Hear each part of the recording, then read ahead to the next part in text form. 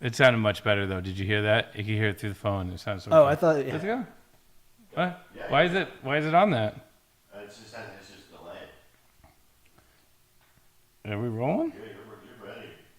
I don't see it. You're ready to rock. All right, we're ready. All right, so we are trying to make this happen, and I think we ran into our first live technical thing. It sounded much better though. Did you hear that? Oh, I thought. Let's But do now, the entire listen to how podcast loud and dope this is now. with the delay playing in the background. So That's how long the delay is, right? Yeah. So it's like a long time. I can't believe it. And this is on Couch Tour. Beautiful. The that. technology works. Wow, folks. This is going to be sick. Couch Tour is going to be sick for the Biscuits. Yeah. This is going to be sick for the Biscuits. We're going to make like a Tonight Show style TV show where we just play every night. You know what I Really? mean? I don't know. I think that's possible. I think why not? I mean, if we could figure out a way to make it work for like, you know, lodging and existence and we have enough songs. Yeah. You know what I mean? We're the one band that could do 5 shows a week every single week, and it would be exactly fresh and interesting. You know what I mean? Like, we'd probably get tired of it after a while, but Well, I mean, but we probably need a week off every once in a while. but you wouldn't have to deal with the part that makes it all the worse anyways, which is riding on the bus, being away Dude. from your family. I think if Couch Tour works, we could do the Biscuits for 100 years. You know what I mean? So if Couch Tour works, like how long did Johnny Carson do the Tonight Show for? Like 117 years. Yeah, exactly. Because it's awesome. Turn. Okay. Wow, look at Crunk Mike doing some visual micromanaging. Like just Look at that. Look at that. just like Johnny Carson. Yeah. We have Yeah, the we director. We got to sit Bro Bible over there so he can do Ed McMahon's job. Heyo. So here's the thing, though, that I want to know. You did shows this spring, summer with no audience. Is there something missing? Can you really do a Biscuit show without the energetic exchange between you and the audience? Yeah, we can. Oh, so you guys are completely unnecessary. No, that's not what I'm saying. I'm saying that we can play meaningful music without a crowd staring at us while we do it. Yeah. We've done it before. We could have small crowds. We've had jams in our practices. Like, we play without a crowd all the time. Yeah. So for us, it's just like, okay, you know, and when we practice, we were like, we don't try and screw the song up when we're practicing. We try and play it exactly correctly. Yeah. The difference is, if nobody's there and somebody screws something up really bad and they want to do it again, we stop. And they're like, stop, let me do it again. Yeah. But if you're live streaming, you just don't stop in that situation. And if you're on stage, you don't stop in that situation. Yeah. So that's it. That's the only difference. We play great jams as a band all the time, and we get to the end of the jam and practice, and we're like, it's a bummer nobody heard that. Yeah. And we said that to each other 100 times, at least, you know. There was a jam where Andy Bernstein from Headcount ran into the practice room that we're playing because he was in the other room, like having a Coca-Cola or something, like just in the vicinity. I think he was like coming to hang out with us, and we were finishing rehearsal, and he walked into the room and was like, that was the best Disco Biscuit jam I've ever heard in my whole life. Yeah. And we were like, he's like, did you record that? And we're like, no, we're just practicing. And he's like, it's a bummer. Well, and maybe the absence of the crowd, there's not that pressure or that consciousness of the reaction and the room and the lights. You could really focus on one another. Maybe. It's going to be interesting to see the real connoisseurs of the music, what that beast of music is going to be. Do they like the live stream jams better? Yeah. Do they like the live stream jams different? Are they, you know, it's going to be interesting conversations. Great fodder for the podcast. Yeah, definitely. Well, it'll be interesting. I mean, it'll be more interesting than us all sitting around waiting for the return to normal. We have to make the new normal. This is new normal. This is the new normal. We can't just wait to go back to February 2020. Mm-hmm. We have to create the new future. And that's, I guess, what you guys will be doing when you move back east. Yeah, I think if we have a little space to do like a couple days a week, and we have ability, I mean, obviously with Couch Tour working, you know, it's like a crazy, amazing way to make music that the more that I think about it, the more excited I get, because it is, at being on tour in your late 20s when we were on tour all the time, when like everything was new, you know what I mean? Yeah. And everything was great. Like we had a really good time. Music was great. We worked on it all the time and it was cool. And the traveling was cool because we've never been to any of these places. Yeah. You know what I mean? And you also didn't have anything at home that was any better. There's nothing at home at all. It was like a mattress on the floor. So I think back to some of the situations. It was like an outhouse and a mattress on the floor. Well, yeah, Upper Darby. We're going to talk about Upper Darby because that factors in this story. But I'm just like thinking of like, I remember an off day in Phoenix. Okay. We were all at your hotel room. You had the two beds and you guys were the five of you, Jonald as well. Right. And I mean, like, the gas station was the food option. There was Right. nowhere to go, nothing to do, no money. It was you basically Yeah, we relied couldn't, on like, us go- to show up and bring weed. Yeah, we if it wasn't for you guys, we would have just sat there and watched TV. And It's so a now, bummer. though, you have beautiful wives and children at home. I see the Brownsteins, they have puppies, and the Magners have a fire pit. Yeah. Who the fuck wants to be on the road Yeah. when you have like a beautiful suburban, like idyllic life to go back to? Right, except for the fact that playing music for a bunch of people is awesome, especially when you get to play something different every night and you never get caught in that, like, if I don't play the hits, nobody's going to clap situation. Yeah. So, like, we escaped that situation. And if, like, all those hours we spent trying to figure out where to get a good BLT in Charlotte are now going to be spent on, like, what is the tomorrow night show going to be? Yeah. If we can manage to do that more often than not, the shows should be, like, awesome. They should be the best shows we've ever played. Yeah. Well, in the meantime, we have lots of music from the past that we can delve into while Tons. you're figuring out the future. Tons of music from the past. And I've been bugging you to do this episode for a while, and I've probably been thinking about this for 20 years. And this is the episode where I just get to drill down with you and ask you every question that I have about a specific song.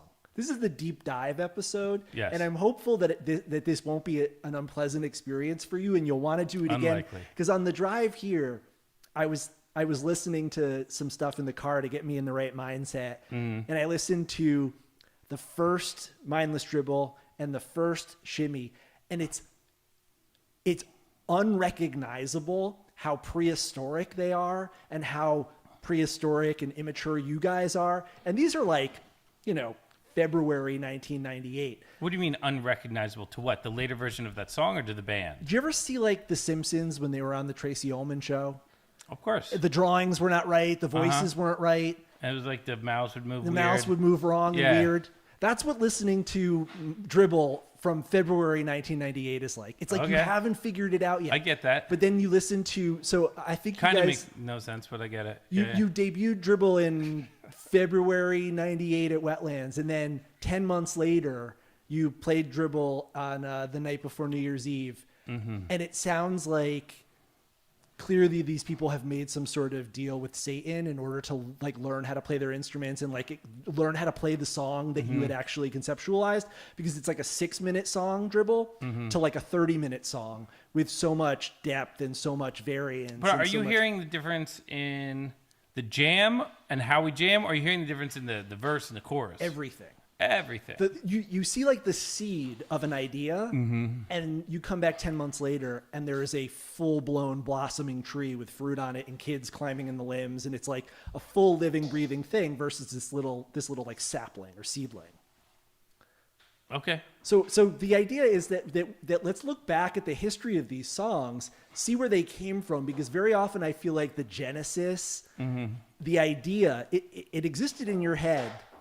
And somehow the watering and the nurturing, it's just like the garden you've got out there. Yeah. The fertilizing, the trimming, the pruning, that's something that takes place, you guys as the band, on the road, in front of the crowd, that interactive process. And you go from, in this case, a little 30-second instrumental segment that you're playing at the beginning of 1998, to this magnum opus set piece, the crux of the hot air balloon in, 10, 12 months later.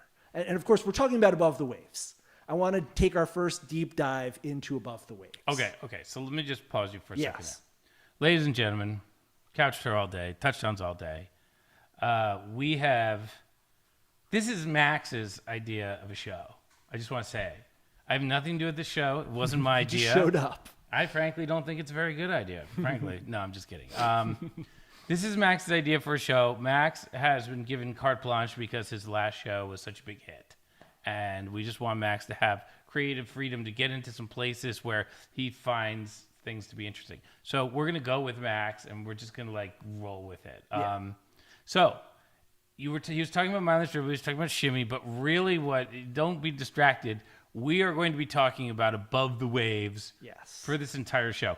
Are you a fan of the song Above the Waves, people in the audience? If the answer is yes, this is your show. If the answer is no, stay tuned because you might like what you hear as we dissect Above the Waves and its many incantations. I'm going to kick it off. Mm-hmm. A part of Above the Waves was written as I walked from the football field where I used to write music to the 7-Eleven where I used to get food while I was writing music. And so the whole Above the Waves going under is kind of a strut section. And I literally remember it was dark out. It was kind of the sun was coming up a little. It was maybe 4 a.m. And I was walking down the street singing that to myself. And that was how that whole part got created. It really was just this loopy little thing. And then Marc changed the bass and really turned it into actual music. But that's really, it was that quick. That part was free. Were you singing the melody or were you singing the words? I was singing the words with no music at all. Okay. And then I added the music, and then it was still kind of flat, but it was cool because the guitar was so crazy and the lyrics sat on it nice. And it was and then Marc was like, well, why don't I do something weird on the bass and put some chord changes into it that are sweet? And then it became a whole section of the song. So you got the guitar. Play the part that was the part that you were humming along to yourself as you're walking through the streets of Philly at 4 a.m. Well, this is the part, right?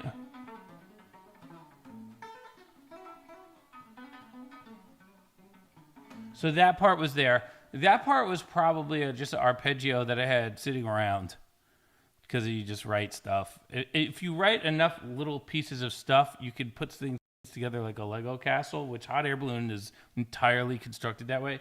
And I don't know if I had that before or after the lyrics. I don't remember. So it's possible I did.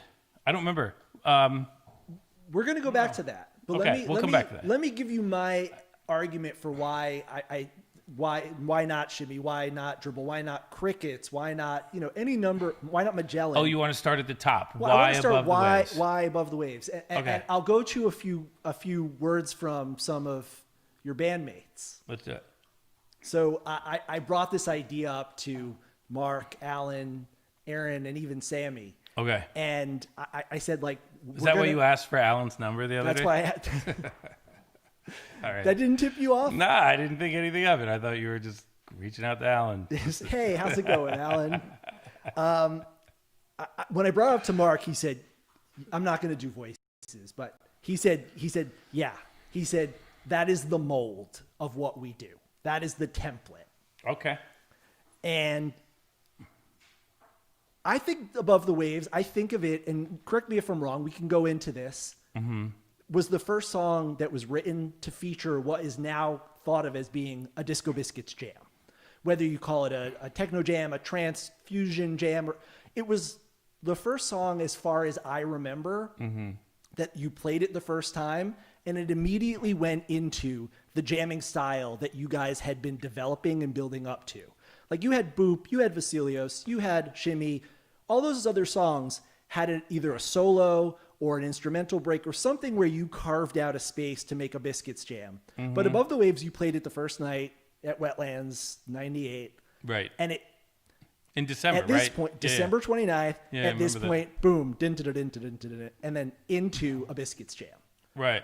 Which makes it somewhat of a first, because it's kind of like a turning point in your songwriting. From that point on, Biscuits songs have Biscuits jams. They don't get written with a solo that gets then later on expanded or transformed. Okay, I see what you mean. So you get into Above the Waves, and the jam is thought of as a jam. There is no, like, it's not a solo that we're loosening up on like Little Betty Boop. Exactly. Except for the keyboard solo of Little Betty Boop is kind of a jam in that sense. Yeah. So we had it a little bit. That's like the closest thing I could think of as a precursor to Waves. But this just at the beat, the tempo, everything about it sort of was so of the moment. It felt, at least from our side in the audience, like the culmination of the style that you guys had been developing over the course of '98.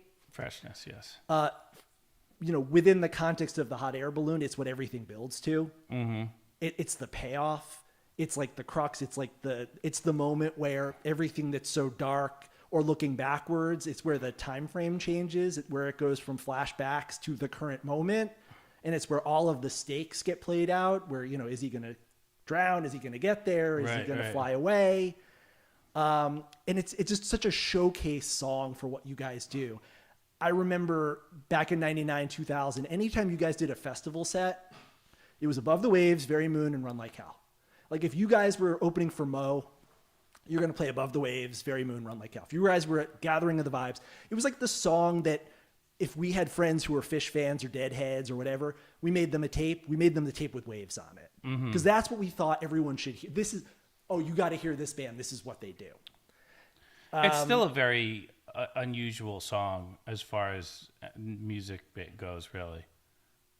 Sammy, this is what Sammy said. He said, as a Barber fan, I always thought his best songs were aspirational, when the music and the lyrics sounded like the beautiful mad dreams of a mop-headed teenager strumming his guitar alone in his room in suburban New Jersey, staring up at the moon from his window. I'm not sure there's a more aspirational song than Above the Waves.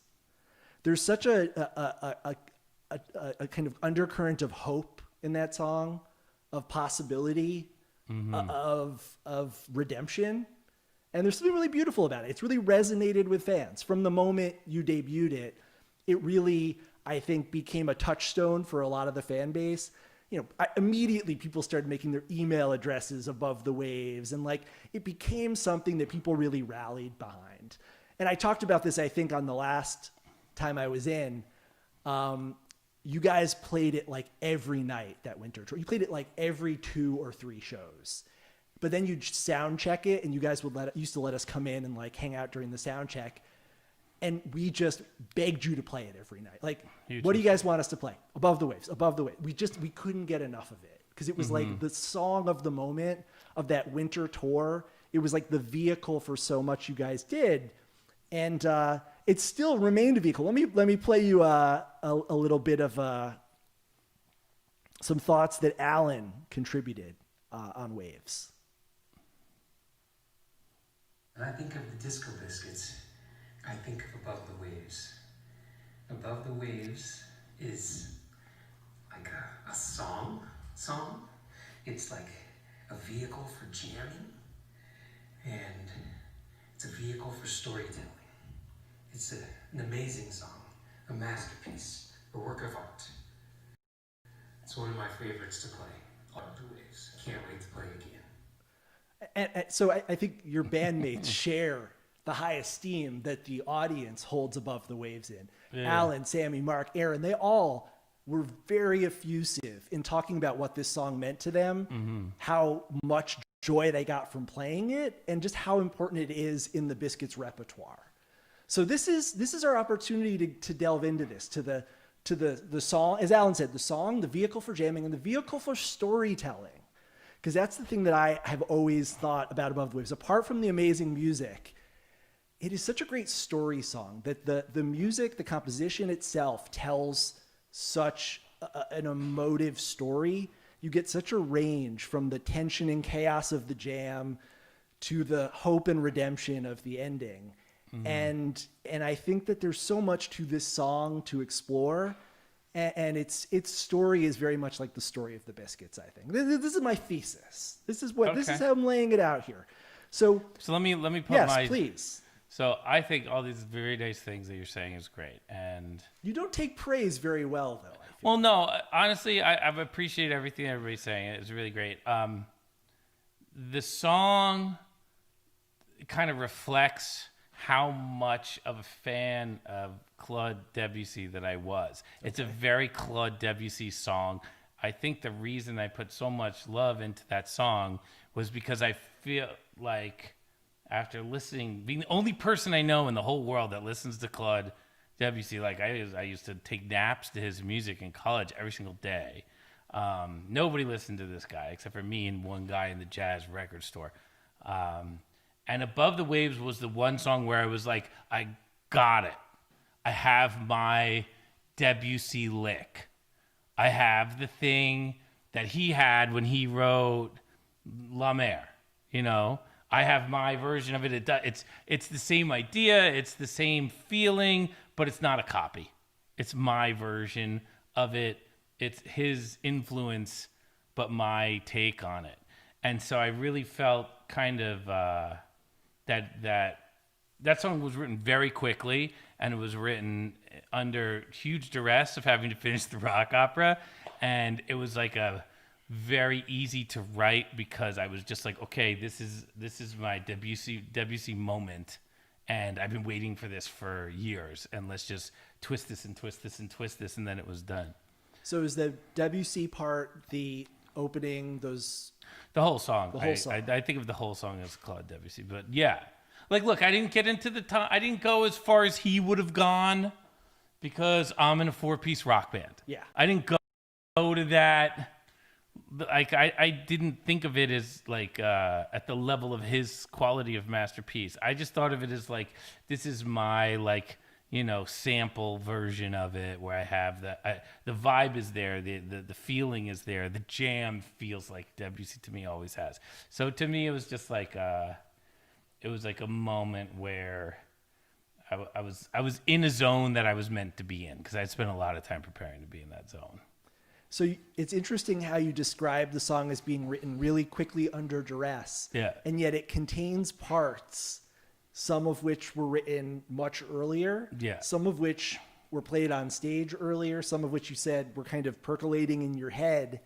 One was a bass line, then I moved to guitar. Yeah. Okay. You know, this is interesting because I in doing my research, I found this quote where you're talking about songwriting. You were talking about Magellan specifically, and you said, Magellan is a song where I took all the pieces of music that I had that sounded like water, and some of those were things I wrote when I was a kid. Some of Vasilios I wrote when I was 12. That's part of the reason why it sounds so immature, because it's the way a 12-year-old writes. But I never forget it. You archive stuff with yourself for a while, and then you put it out to everyone when you find a way to make it work. Yeah. So I'm referring to specifically with Waves, with the road song part, which was the first hot air balloon music that you played publicly, I guess. No idea how that song got written. Way back, started playing it in. I literally couldn't tell you when that was spring written. I think I wrote it when we lived on Powelton Street, but I just don't remember. Well, let me play it. It's just about 2 minutes. Oh yeah, let's hear it. I remember when you told me when you were like, I went through all this trouble getting everything, and Waves just kind of wrote itself. Yeah. You were like, all of a sudden I was just like, I knew what it was before I even wrote it. Yeah, because I was like, this is Debussy. I know this stuff like the back of my hand. Let's just do what he would do with it. And I had already tried to write songs about water. I'd already written Magellan at that point, right? Yeah, all your water song parts were already taken. I'd already had Magellan was supposed to be Debussy. Didn't get there. It turned more into it almost turned into like a Soundgarden song or something at one point, you know? And it's just like, the Waves was the one where I was like, this is going to be what I've wanted all, you know, it was the one where I was like, this is going to be great. So you started playing this song on stage, this little interlude, February, very fertile period for you guys, early 1998, when Shimmy, Dribble debuted, a bunch of other stuff going on, but you would just kind of drop this 3 or 4 times into the middle of a set, like almost like how the Dead used to do like tunings where Jerry would play like Teddy Bear's Picnic or Beer Barrel Polka or something like that. But Yeah, you would do this.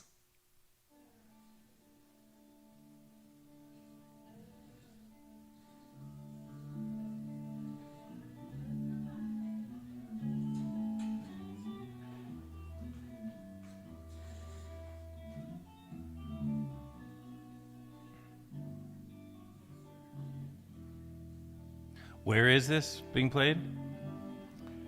I want to say Sounds like a pizza shop or something. Slade Hall in Vermont, University of Vermont in the dorm. In the basement? Yeah. Magner does the little like penny whistle type thing. Is Sammy not on stage yet? Sammy's like He's having a nut brown ale. probably, right? There he is. There he is.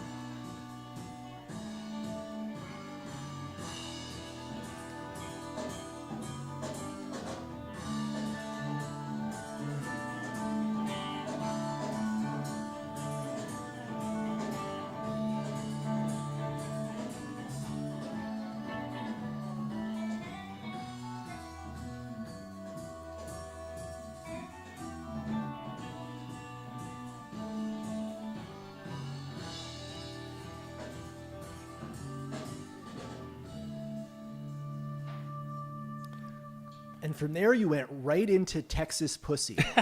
I swear to God, from that beautiful, like, acoustic, pan fluty, right into Texas Pussy. There it is, folks.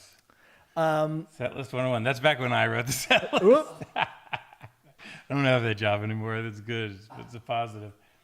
But to let you know what was going on there is... What is going on there? I don't know how that song goes.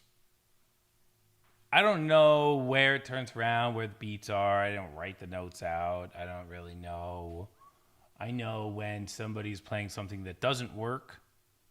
I don't know exactly like how to communicate that song, because is that song in 4? Is it in 6? Is it in 8? Is it in 6 again? Are those E minors or those Gs? There's so many little nuances in that little piece.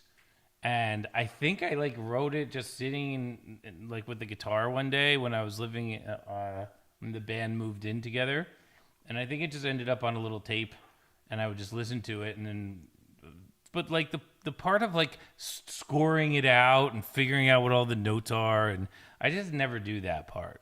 And I don't think if I did that part it would make any difference. Like I would hand it to the other guys, and then they'd be counting it. 1, 2, 3, and like that could be cool too, but we just don't do our shit that way. I think other people do to great success, but we just don't. You know what I mean? So you're playing with that little piece of music a few times over the course of the spring. Yeah, and I don't know where the vocals go. I have no idea what it's good for. All I know is I really like it as is, and then like, where do we sing? What happens next? Like, so. And then it goes away. Yeah, and we don't hear it away. again until December 29th at Wetlands. But in the meantime, you debut a song called Motree, Moxie, and Me in the summer. Yeah. Which we've determined is the kind of I thought that song was going to be great. prehistoric mulberries. I thought Motree, Moxie, and Me was going to be our next giant hit single, and I could not figure out who Motree, Moxie, or who I was in that song. I literally couldn't. I thought I had great names for these people if I could only find a story. Like so you have like yeah, here it is.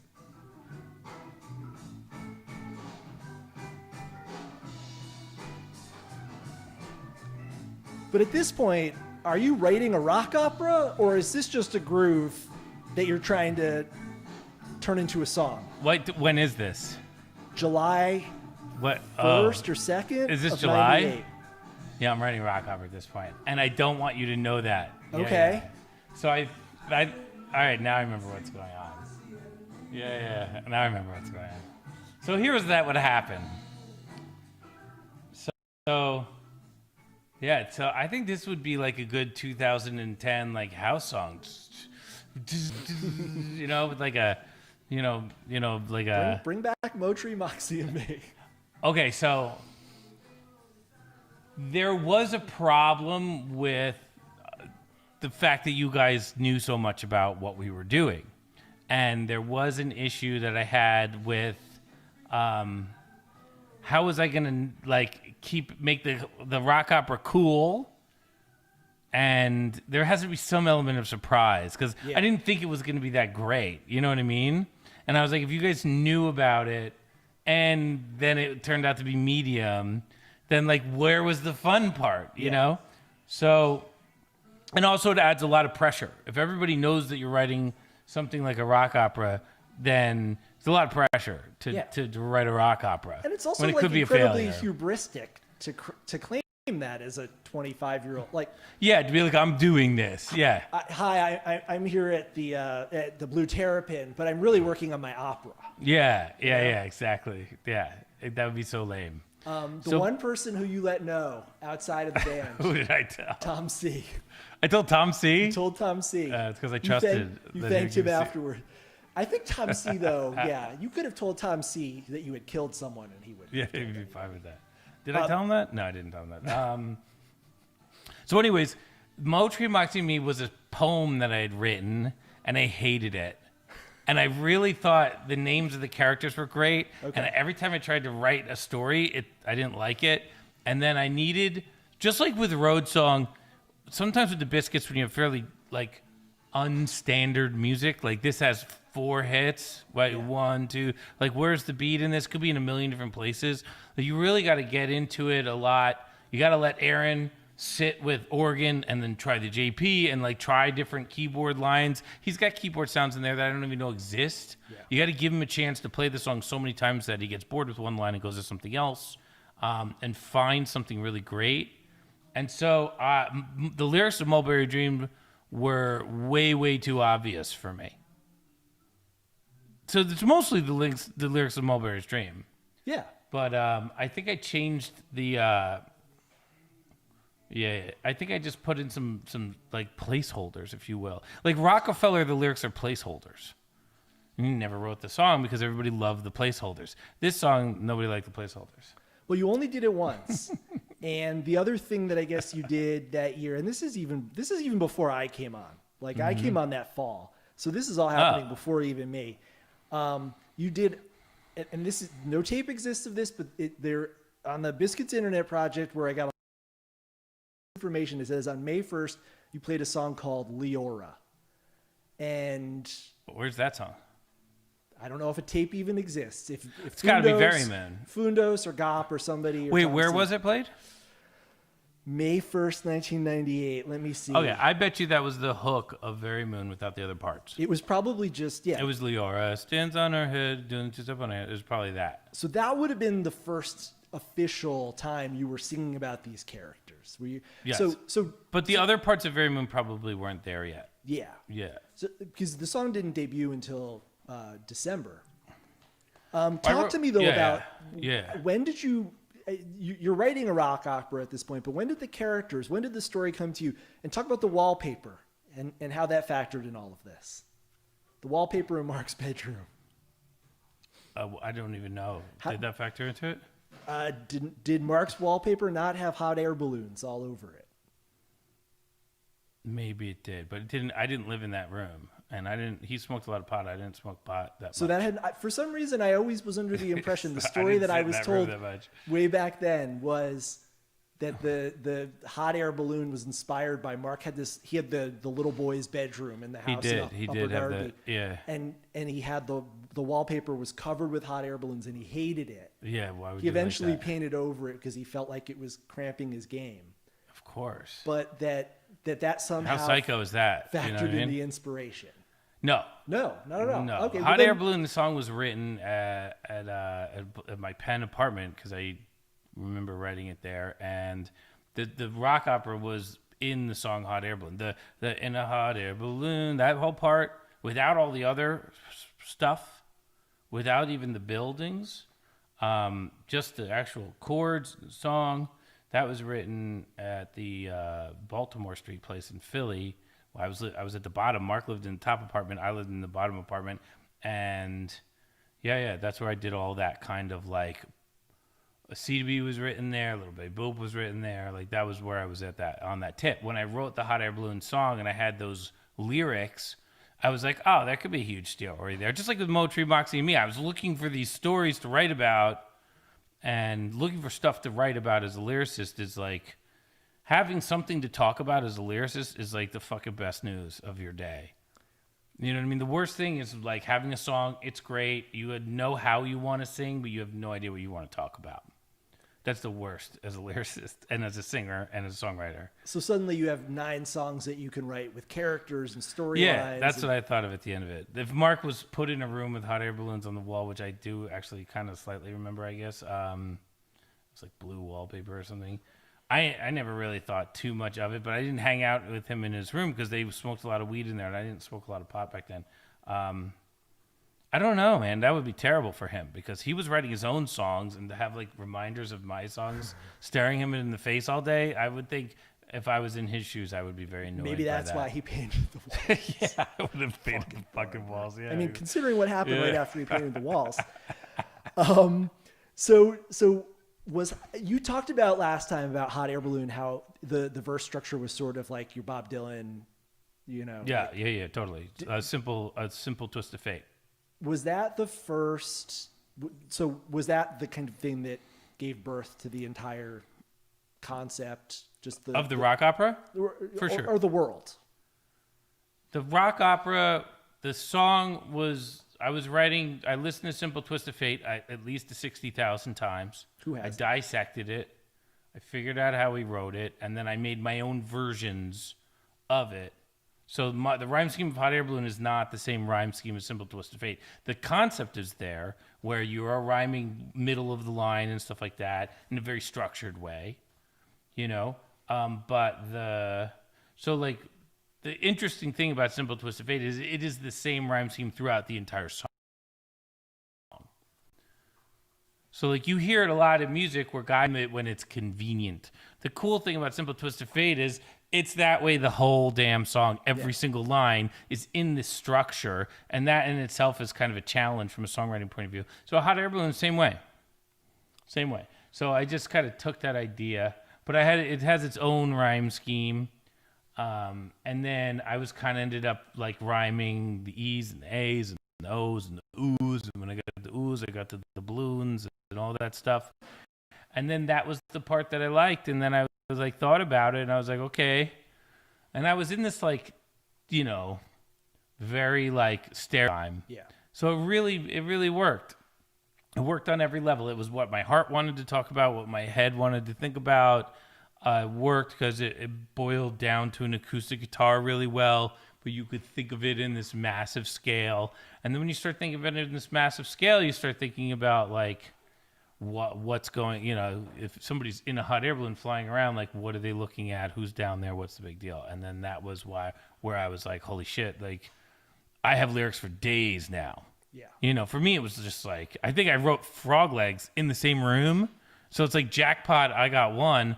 Ironically, probably written the same exact week as the Hot Air Balloon song. It could be a part of the greater Hot Air Balloon universe. I mean, probably. It was the same exact week. It was the same time. Like, I think Jackpot I Got One is I have lyrics for days now.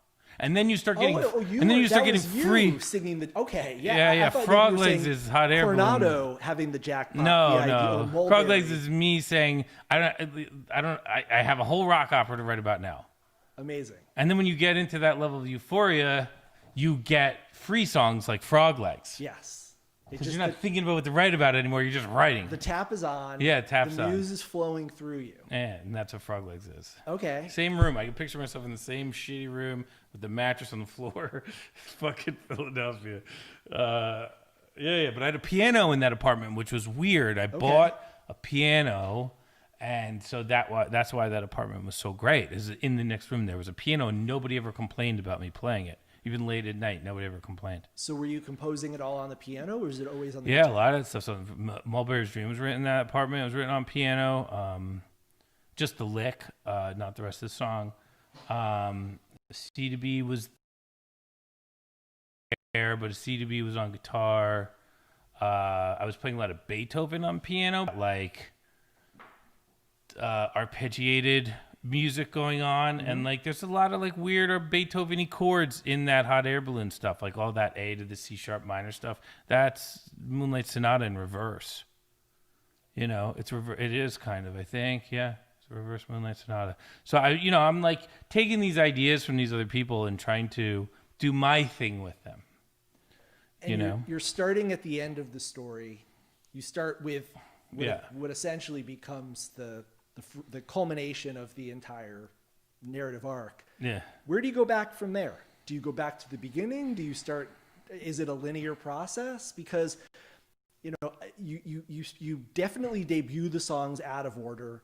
No one really had any idea. There wasn't enough of a clear narrative through line in the way that you were releasing them, and we weren't necessarily picking up the names or the themes. We had no idea. We just thought you were writing a bunch of discontinuous, self-contained songs. But what was your workflow like at that point? Well, I used to sit in my apartment and write music all day, and I had no friends and no money. So that was my workflow. That's the ideal workflow if you're writing music. Yeah. No friends, no money. Shitty apartment. It's perfect for writing music. It's nothing better. And a piano in the next. And a piano in your that nobody complains about you hammering on. Even if you're like just hanging out drinking red wine by yourself or magnums, and you're just fucking hammering on a piano all night. If nobody complains, you have a chance. I had a shitty apartment in Los Angeles a couple years ago, and I was like, "This is gonna be great. I'm gonna write songs," and all they did was complain to me. I would get notes, and I would think about my impending negotiation with my neighbors. Yeah, and that you have to move out of that apartment. I fled that apartment.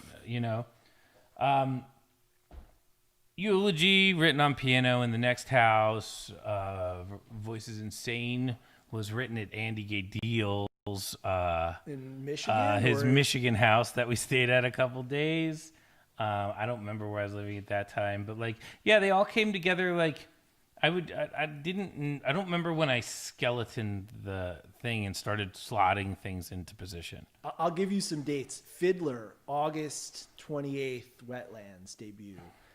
Overture at the Crowbar the next month on September 9th. Right. Proper Mulberries at the 8x10, October 16th. 5 days later, Voices debuts in Ithaca. Here's an interesting one. On November 14th, you're at like a Carnegie Mellon frat party. You play Bazaar. And at the end of Bazaar, of course, is...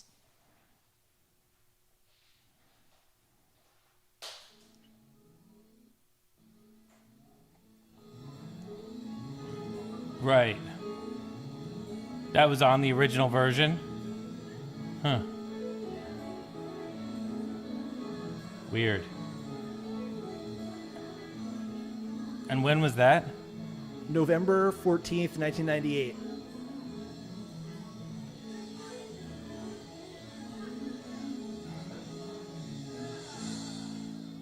Okay, so this is what happened there.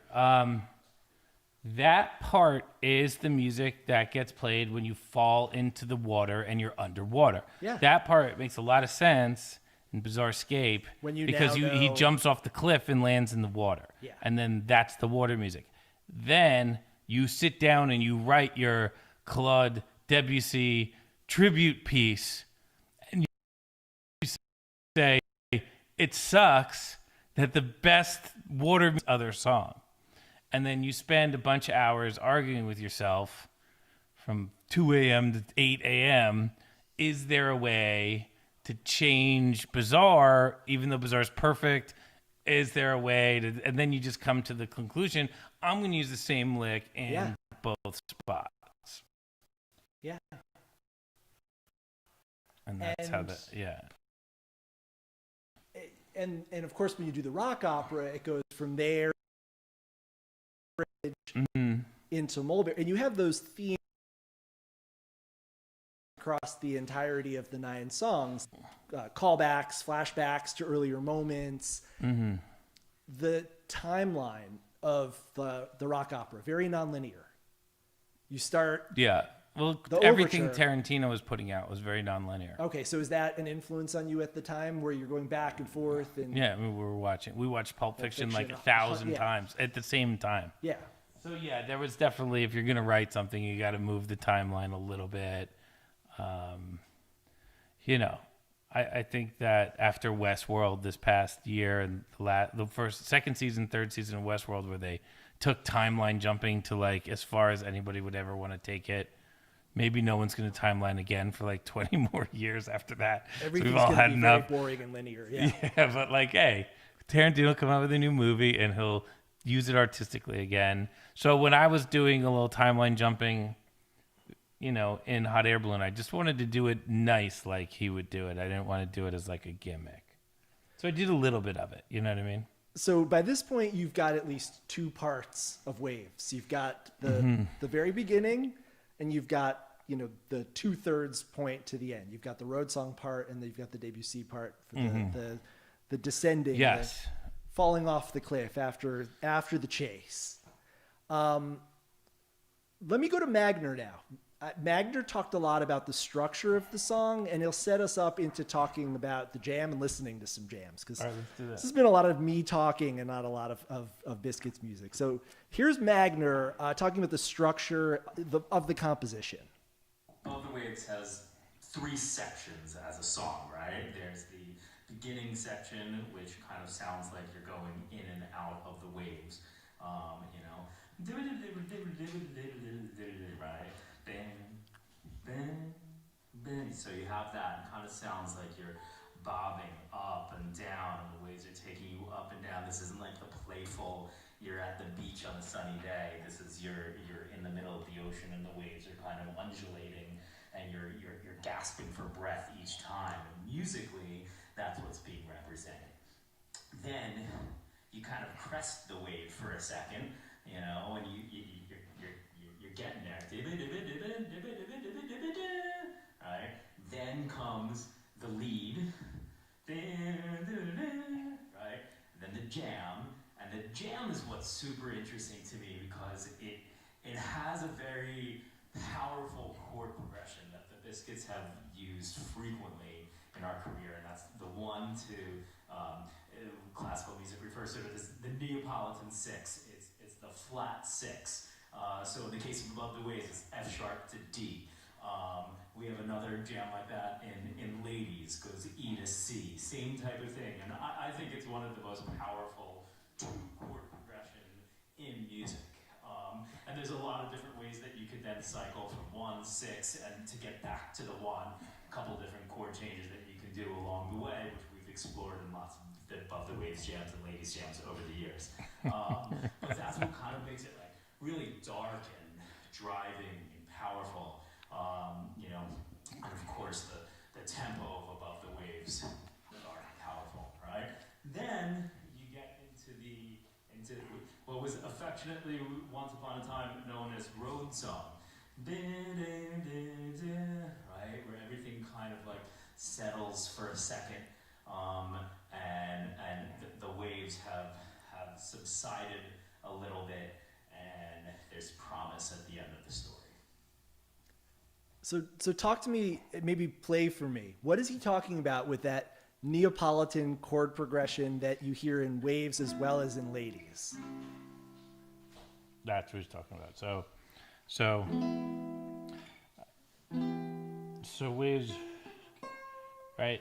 So Above the Waves was a bass line that I used to sing before even maybe the band existed. I used to sing this boo boo boo boo boo boo doo doo doo doo doo doo doo doo doo doo doo doo boo boo boo doo doo doo boom boom boom boom boom boom boom boom boom boom boom. I used to sing that for no reason all the time.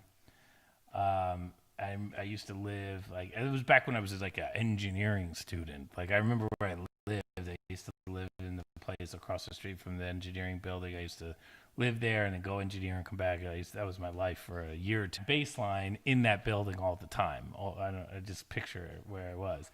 And I was having no success taking bass lines that I wrote and giving them to the band and getting good results. I just wasn't either writing good bass lines or probably not writing good bass lines, but I wasn't able to get the like take Endo for instance, like like I love that bass line, but it just doesn't. It's not a bass line. You know what I mean? That's what Mark would say. He's like, it's a cool groove. That's not the bass line. The bass line is, I'll play you the bass line. That's what he would say, right? And so, I mean, I don't play a lot of bass, but I hear a lot of bass in my head. But the bass that I hear in my head at the time when this song came around was I was learning that the bass that I heard in my head was actually a guitar because I moved the bass line to guitar note for note. That was the bass line. It was that was on this guitar. Really? Yeah. That was the line. I used to play it and be like, this is so sick. And then everybody would be like, this is terrible. Fuck that. But up here,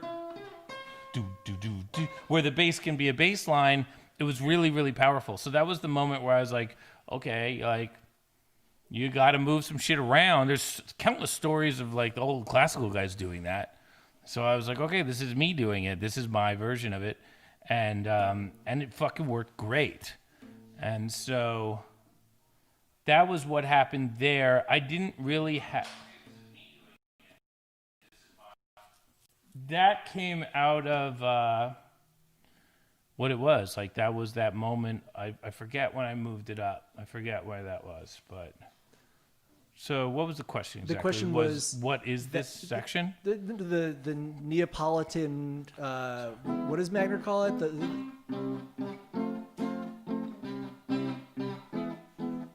I mean, it would be and this, then what actually. is it in...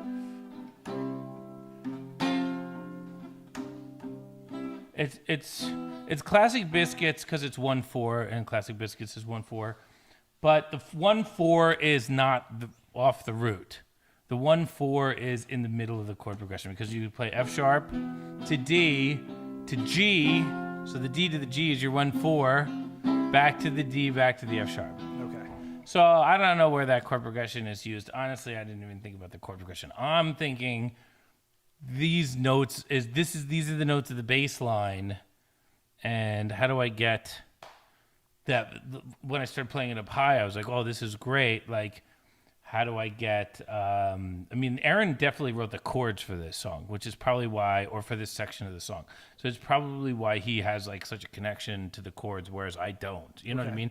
I just hear like, that sounds right, that doesn't sound right. You know, that's where I'm at with this part of the song. So yeah, it's that 1/6 thing. You know, sometimes if you get too, so people disagree with me on this, and that's fine, because it is two different ways to skin a cat. But like, I'm a very mathematical person, and if I start thinking about what the notes are, then the song becomes a Sudoku puzzle to me. And if I don't know what notes I'm singing, and no idea, like, and there's so many places in our music where I don't even know what I'm playing, really. And I never really, it's kind of like a double-edged sword. Like, there's something really powerful about just making the music because that's the way the music sounds, and not thinking about it on any kind of analytical level. And there's something to be said for like truly understanding the analytics of the song and then breaking it down and being able to then manipulate it from there. So it's tough because I find, for me personally, like a song like Above the Waves was kind of a compositional moment where I was moving a bass line to something really high and really strong and powerful.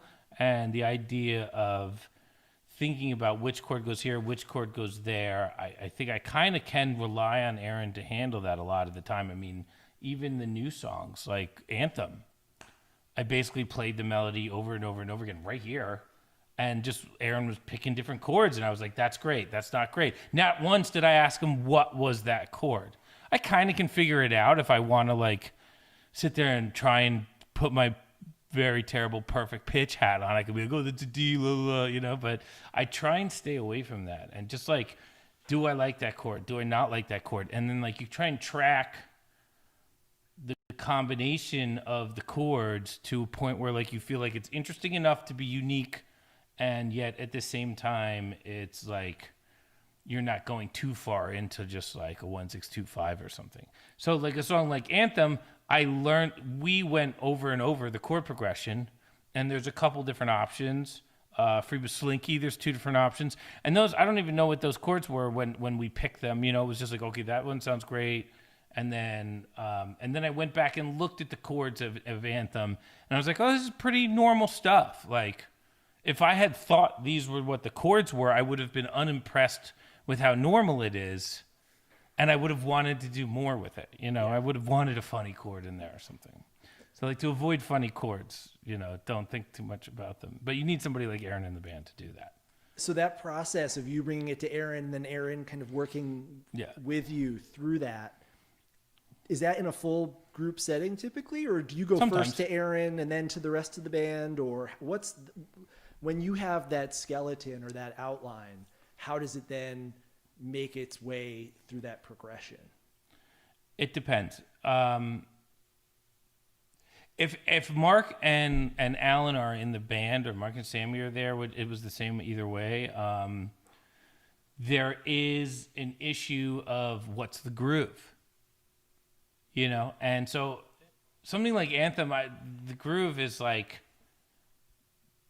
there's so many options for that groove, ironically. You know, it's fast, it's high powered, it's high energetic, but you could do so many things there that to have Aron just play piano and I play the melody and then let's just pick the chords, it's simpler, it's easier to do, and I feel like you're going to get better results.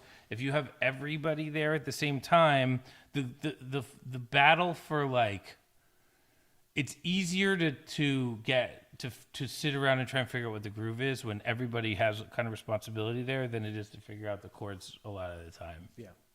You know, because only Aron really has to like the chords are less. I mean, not everybody's got to play them, but it's just a little bit harder to play bass and drums when you don't know what the groove is. Yeah.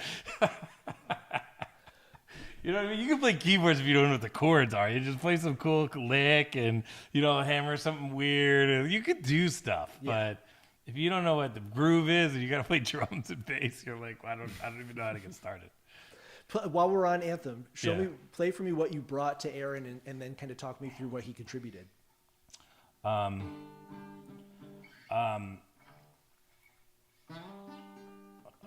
did Anthem go again? I can't even think of it. I have Above the Waves going in my head right I now. know, all I can think of is Above the Waves. I know. Yeah, let's stay on Above the Waves. It would take me a minute I have diddly going on in my head right now.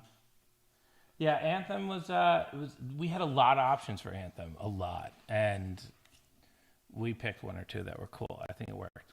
Well, maybe we'll do a deep dive on Anthem in 20 years. Well, Anthem, I feel like, is in that road song position, like where you were talking about, where like all the new songs are. Yeah, all the new songs are in that road songs position, or that seed. Yeah, that you hear and look at that. All right, what's this? Oh yeah.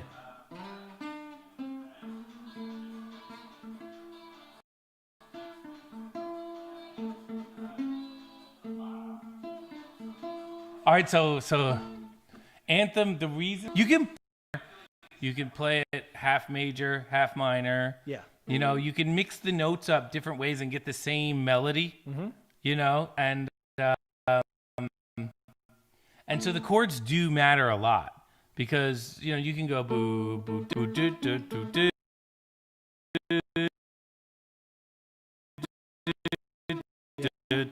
Or you could go you boo boo dip it do do dip it do dip. Yeah. Boo boo boo boo boo. You can play all those notes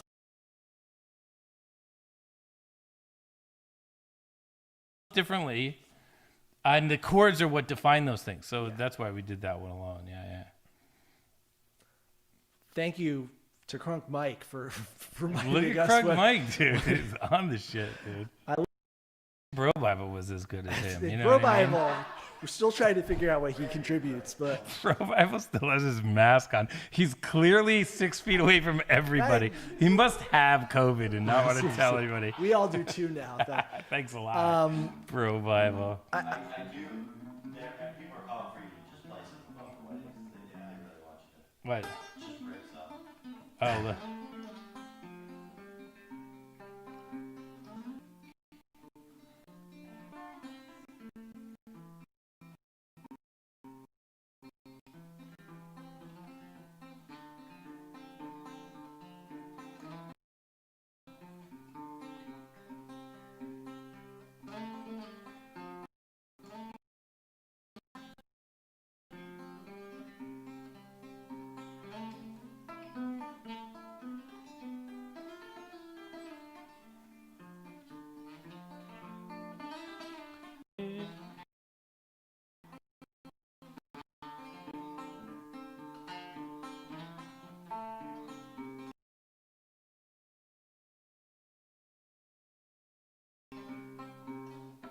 You can always tell the songs that I don't know. sound really round. That's such a beautiful, and it has that acoustic guitar like a John Fahey, like a Robbie Basho, you know, those like great acoustic guitar soloists. It's so uncharacteristic.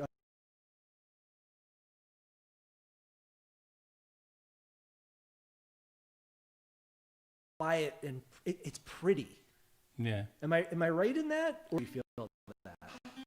Well, it's weird because I used to listen to a ton of Leo Kottke. Yeah. I know Mike Gordon did a bunch of things with him, and that's kind of always thought that was really great. But like was when I was a kid, like before Fish. Well, Fish was a thing back then, but I used to have a bunch of his CDs. Yeah. And they were all fire, like fire song after fire. If you liked it, so I've just had that influence all the time.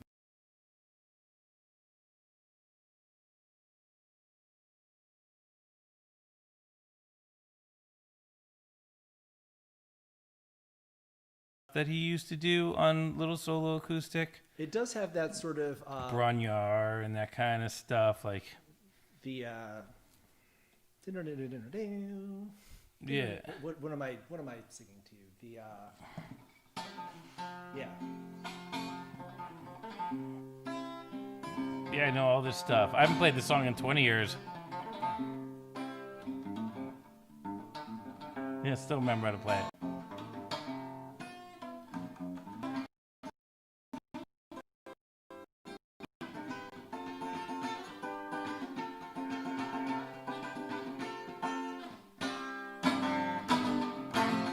Yeah, that song. I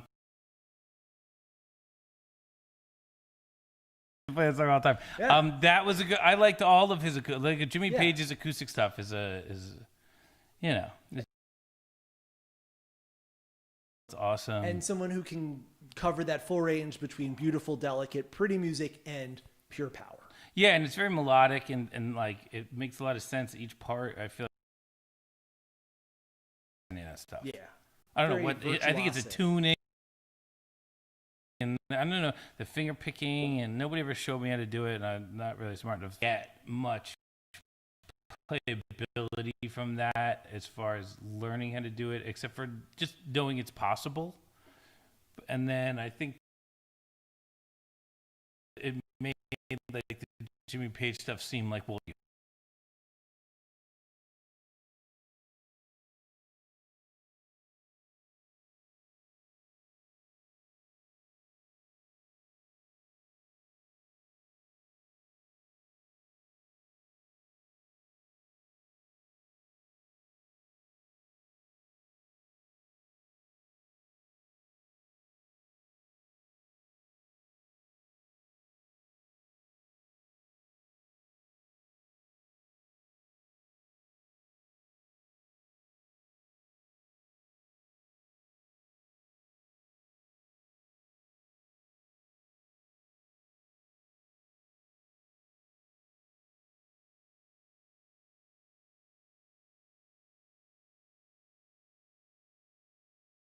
out.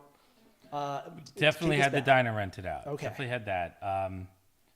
Hot Air Balloon, I was putting off just a song, and I didn't want to have a.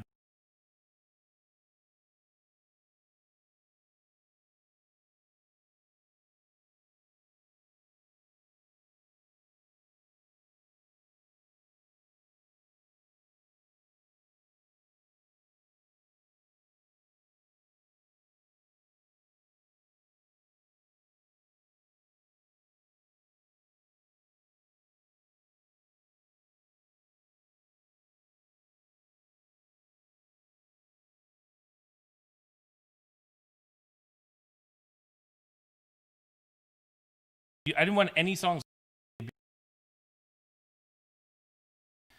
And that song was left. And I don't know. I was just writing music every night. I had a lot of purpose. I had a lot of lyrical ideas. I had a lot of music to draw from. So it was just a very good situation. Above the Waves wasn't under duress. It was just that, like, I had done for night 1. It couldn't be done for night 4. I think it was a 4-night run. Above the Air Balloon, I could have had a couple days to do some stuff, to get people in a practice room. You know what I mean? I could have made Hot Air Balloon work late in the game. I could have just, pulled it all-nighter one night after the show and just finished it. You know what I mean? But Above the Waves had to be, for night 1, had to be ready. So Yeah. I felt like there was a lot of pressure to get that in. And it wasn't a song until I wrote the Above the Waves part while I was walking to get food. So when you go to the football field to write, you go there to write. You don't go there to go to 7-Eleven. Obviously, there's a number of songs about me going to that same fucking 7-Eleven. But you don't go there to go to that 7-Eleven. Like, I wouldn't go to the 7-Eleven unless nothing else was working. Yeah. And on the way to the 7-Eleven, the musical part of Bizarre Escape was going through my head, and then the lyric happened, and then I was like, oh, well, now this, and I sang it, I recorded it on my little thing, and I sang the whole section while I was walking. It was basically a jam, and then I listened to it in the 7-Eleven while I was like buying a hot dog or something terrible, and I was like, all right, this is it. This is the song, and I need a jam. And then the next day, I was like, oh, why don't I take that bass line and move it up and do that? And I've always wanted to do that, and blah, blah, blah. And then that became a thing. And, so it was under duress because I knew I had like 2 days to finish it. Yeah. I only had 48 hours to do Above the Waves from when I started working on it to when I was done. And I knew that. That was like a clock. And then Hot Air Balloon was under another clock, but it was like I had a week for that one. But you have the clock that's on you, and then there's the clock of teaching it to the band. Yeah. There's 2 clocks. How does that factor? What is the So you talked about how Aron That can adds blow up the in your chords, face. Mark and Sam then add the groove.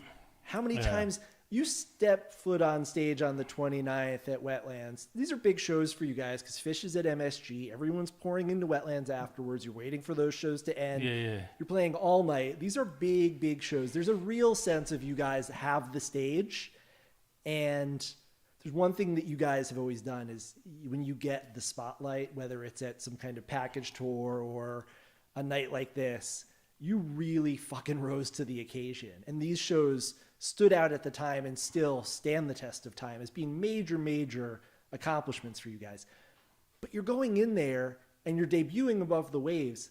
Like, how many times have you guys played through that song before that night when you play it as a band? Once successfully. Well, which maybe explains I mean, why... we played the sections a number of times, but it's hard to string them together, Well- especially in that song. And the first time you do play it, there are really jagged transitions between the end of the jam and the Coronado Slam. I remember and I the wanted Lone song. Yeah, I wanted to play it together a bunch of times, and the problem with New Year shows and debuting things over New Year shows is like it's a holiday for people, including the band members. So people like want to go to a holiday party and talk. Like, yeah, we have a show tonight. Yeah, it's it's this big wetland show we care about and stuff like that. We want it to be huge, but like at the same time, like I kind of want to like not think about it so much and go to a party and say hi to people who are celebrating and everybody's in town and let's have some fun. And like for me, I was like kind of on one, and I wanted everybody to really. I think I wanted everybody to play it like 3 times, I think was what I asked everybody. And they were like, okay, well, I was like, well, let's play it front to back 3 times without any real fuck ups and see how, and then everybody go to their party or whatever. And then we played it wrong like 17 times. And we got like crappily through it once. And then we were like, okay, that's it. We're done. Let's just take a listen to a little bit. But we played it pretty good that You night. played I it thought. very good. I mean, you got it in a tight 12 minutes, but I'll pick it up from like really close to the end to hear how you land the ship or land the plane on that first time. This is pretty good for the first time.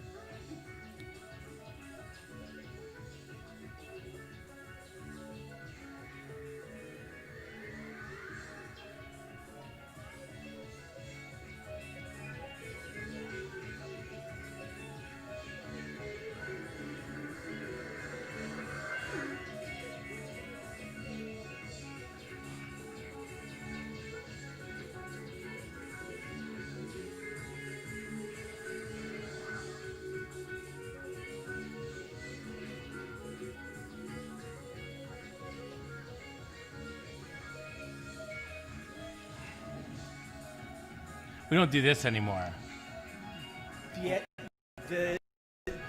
This is the extended ending. Yeah, we don't do this part anymore. I like it. You did it for like until May Oh, till May the next year? of May of '99. You stopped. And then we stopped doing this part. This happy... Well, the once through like a step down and then once through. Oh, At yeah? Oh, we're going to do You did that. that's what I'm talking about. Oh, I'm just talking You're about talking this. about I'm this. just talking about like the harmonic approach to this part of the Oh. jam. Okay, I thought you were talking about the lick. Yeah. I think this was like a jam philosophy of back in this time was, you know, go to a major chord at the top of the jam, then do this. Like, yeah.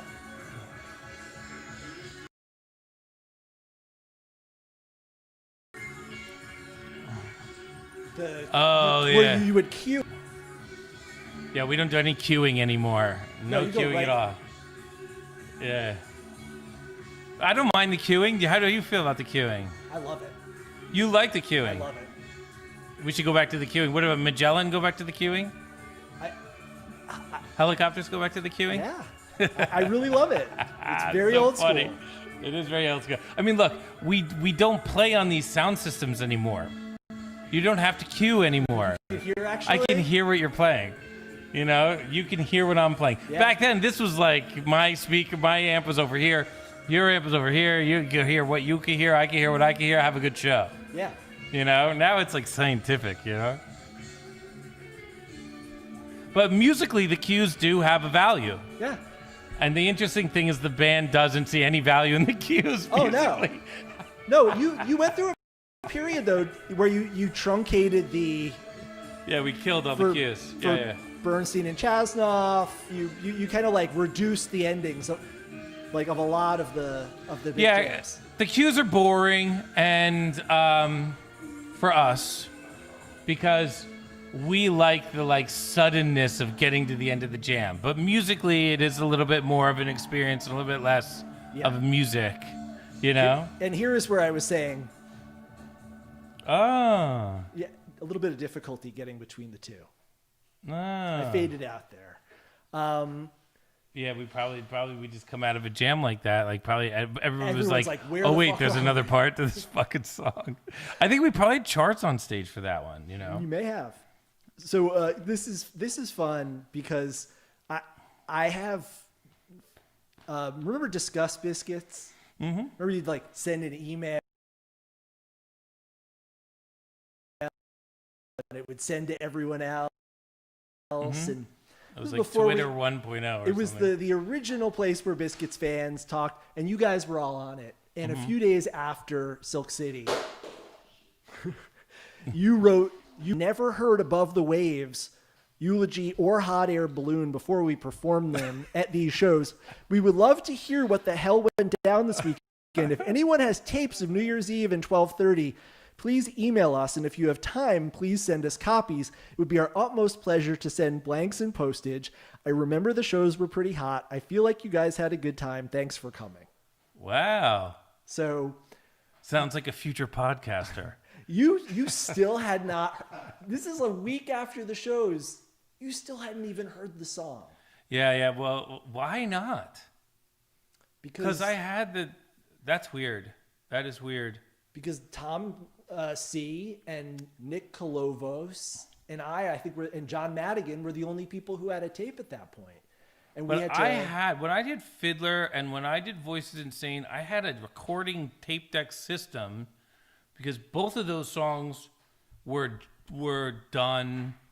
Both of those songs, when practice was over, I sat down and remember listening to the tape okay, so you had of the band. And I had a little like a multi-track. demo. And I used that same multi-track for House Dog, which is after. yeah. So for songs before and for songs after, I had this multi-track player that was an essential part of writing all those three songs. So all those three songs were jumbled. Why didn't we use it for these? I wonder. Maybe because of the timeline questions you were talking about earlier with being home for Christmas and everything going on at the end of the year. Maybe you didn't have the tape deck. Yeah. I probably didn't want to leave it out. I probably thought somebody was going to steal it. But at a Biscuit show, that could happen. No, at our house. At your Because house our is practice thing was like the front porch of the house. Oh. And I used to leave it right by the front porch. And over that New Year's run, there was like 15 Disco Biscuit heads staying in our house. Yeah. No, we all And I didn't know any of them. And I had already had one of those units stolen. we all came back after Silk City. Yeah, like The every entire- night there was 30 people in the house. Yeah. And I probably was like, I'm not going to. Those things were expensive back then. And I bought one with like lawn mowing money when I was a kid, and I brought it to Penn and I left it out in Philadelphia in the house. I left it in the house, but I went to bed and I left it, and I woke up the next morning, it was gone. And then I bought another one with, I don't know where I found the money for that, and it was a little bit better. And I think if there were a lot of people, I might have done that. I don't know. That was the only thing I can think of. I might have stored it under a fucking couch in my room upstairs or something. hiding it. Tesh and Boaz Leor. Yeah. There was a lot of people there. There was the whole Rick Rude like lunatic party that was across the hall. Yep. And Very strong memory I have of Rick Rude crawling across the shag carpeting like a worm, in the wee hours of January 1st, 1999, and licking my then girlfriend. right, I remember that. Like on her face. I remember that. Yeah. That was like the first. And you guys were like hardcore dating. It was like a we total. ended up getting married. Yeah, it was a total like. No, why but did it was, you do but that? It was. We all thought Rick. We were like, Rick, if you're gonna lick somebody's girlfriend, that's not the one. It was Poor choice. in that moment. The memories of that, like everyone lost their fucking mind that night. I Yeah, remember, so I hid the tape recorder, so I didn't get a chance to listen to anything. So how many more emails did I send to that Disco Biscuits? Like 0, right? there was more. No, there was some more because there was. Sammy primarily, Mark. Yeah, I was not sending. I was only. You were not I was coming sitting there together. saying, "God damn it, I we're wanna writing these hear songs. these I can't hear songs." them." Yeah. Yeah. So you head out on tour. You have like 2 weeks off. Then we did the 11-week tour. Then you did the tour. Oh God! And this is We the did tour where you 11-week guys tour. like where the cocoon rips open and the butterfly beats Yeah. its wings, because you play Above the Waves 23 times between January 18th and March 27th. Yeah, because we played every night of the week. And you played Above We the played Waves. like 2 shows on Sunday. It was. I remember we did 11 weeks straight because we got off that tour and we were like, never again, 11 weeks, never again. Yeah. Like we would fight about things that don't make any sense just because we were like, are we still on tour? Oh my God, we're still Yeah. on tour. Yeah. Why are we still here? Fuck you. Why are you making me do this? But in those days, like how are you going to pay the bills? It was impossible. Like we had just gotten a van and we had just paid for all this stuff. Yeah. That was essential to make a band. And I think like we were supposed to write an album that was supposed to give us an advance, and instead we wrote this long-winded garbage that nobody was ever going to pay us to make an album of. And so we had to go out and hustle, do it on the road. We had to make it work. I know you're kind of being flipped by saying no one would ever record that, but I feel like at the time everyone was saying this has to be a record. Yeah, we never made it. I don't know why. It was yeah,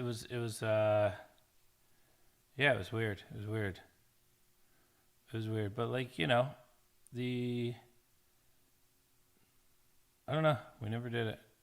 I mean, I think the thing we did in 2018 was pretty close to a recording of it. It was a live recording. Yeah. And a lot of bands do that with their like rock operas because like I don't think people really like people want a recording of the rock opera, but that's not the album that's the next album. People want like your like a Dark Side of the Moon type of album with like hits and yet a flow through. Like that's what people want. But is there in your mind like a version of the Hot Air Balloon where you have like, you know, you're conducting an orchestra on the overture and there's like, you know, I mean, a at full the time, yeah. woodwind section and Yeah, I wouldn't do that now, but at the time, I was, of course, going down all those little routes. I mean, when you're writing a song, when you're writing something like that, and you're in it, like I started on July. There's a notebook in here somewhere where it's written. I'm starting this today, right? I wrote it in Pittsburgh, so whenever we played Pittsburgh in June or July, was day one,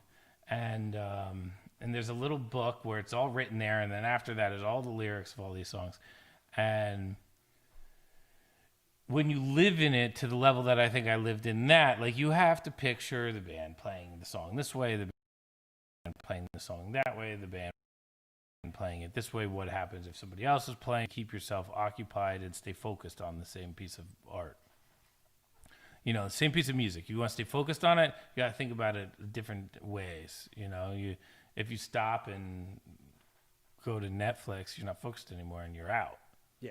You know, so it's hard. Fortunately, there were no distractions back then. Yeah, did we have TV back then? I mean, We didn't have one in that house. I never had a TV around. I despised the TV Same. forever, you know. I don't anymore, but maybe I should.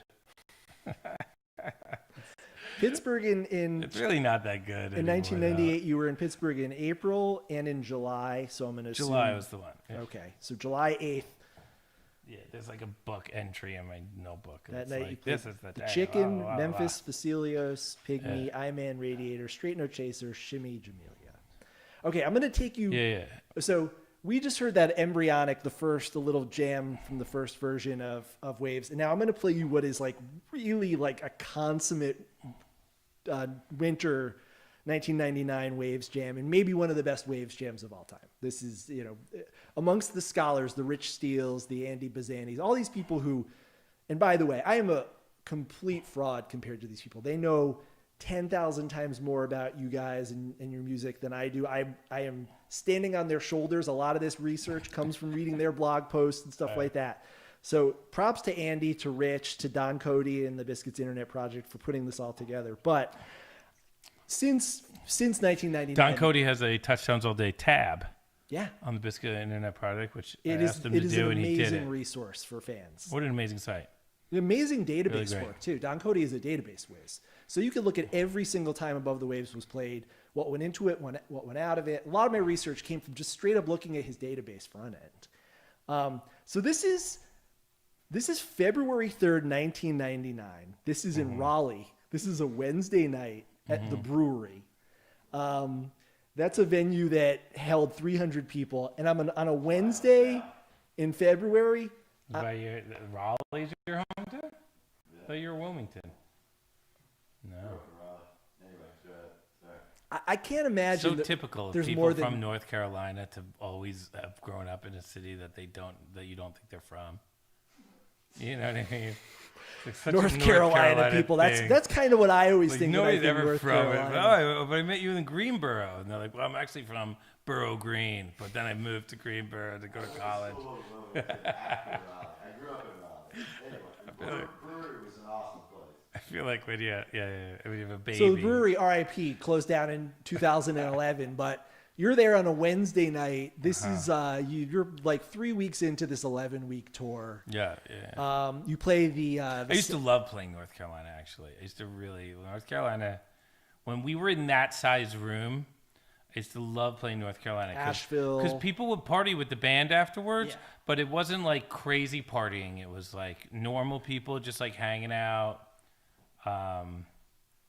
Super cute chicks in North Carolina. Like, And it was a really fun place to hang. just far enough and we away played there a lot. Yeah, just so that we're not all there. Yeah. You get like a few nights away. Like we're down in Delaware. I maybe mean, Virginia, Rob Turner was there. Rob Tom Turner C was would there. make it down there. Yeah. and teach tennis the Yeah, next day, yeah, some and people go make it skiing and be back at the next show that night.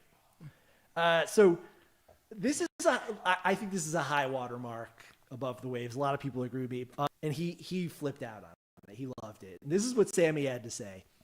In regards to this being the first song written with a trance jam in it, I'd argue that the first jam in this is not even close to trance. It's often very psychedelic, Agreed. but such a raging tempo, certainly not trance. Listening to a few older versions of this yesterday and also dredging the depths of my memory, the main improv section ranged from a mellow crystal acid rain to a speed punk express train running off the rails. The tempo is so fast that my beat almost becomes death metal when the snare comes in. So good. But I think Max is right when he suggested that this was one of the earlier tunes that Jon wrote to have a defined electronic-y jam section built in. You'd have to confirm with Barber on that.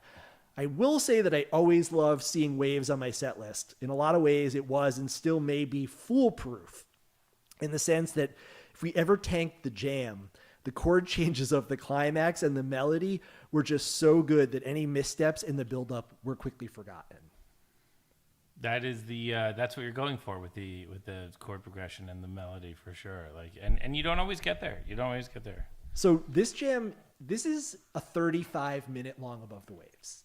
And I'm not going to play you the whole thing, but I'm going to play you two sections because it has two distinct jams. It has one that is the freight train running off the rails. Mm-hmm. And then it has the other, which is where Marc, and I have Marc talking a little bit about this in a moment, but where Marc takes more control of the tempo and slows things down. Mm-hmm. And it goes more into that sort of dubby territory. Not necessarily a dub jam, but it's where Marc slows things down and starts playing at like a halftime tempo. So let's start out with the first part of this jam from let me do one February thing. 3rd, 1999. I want to turn the air conditioner back on. Yeah, it's hot. We'll hear it in the mic, but Well, here, not during the music though. I'll turn it back off. Are people watching? yeah, we got some people. Yeah, people coming in now.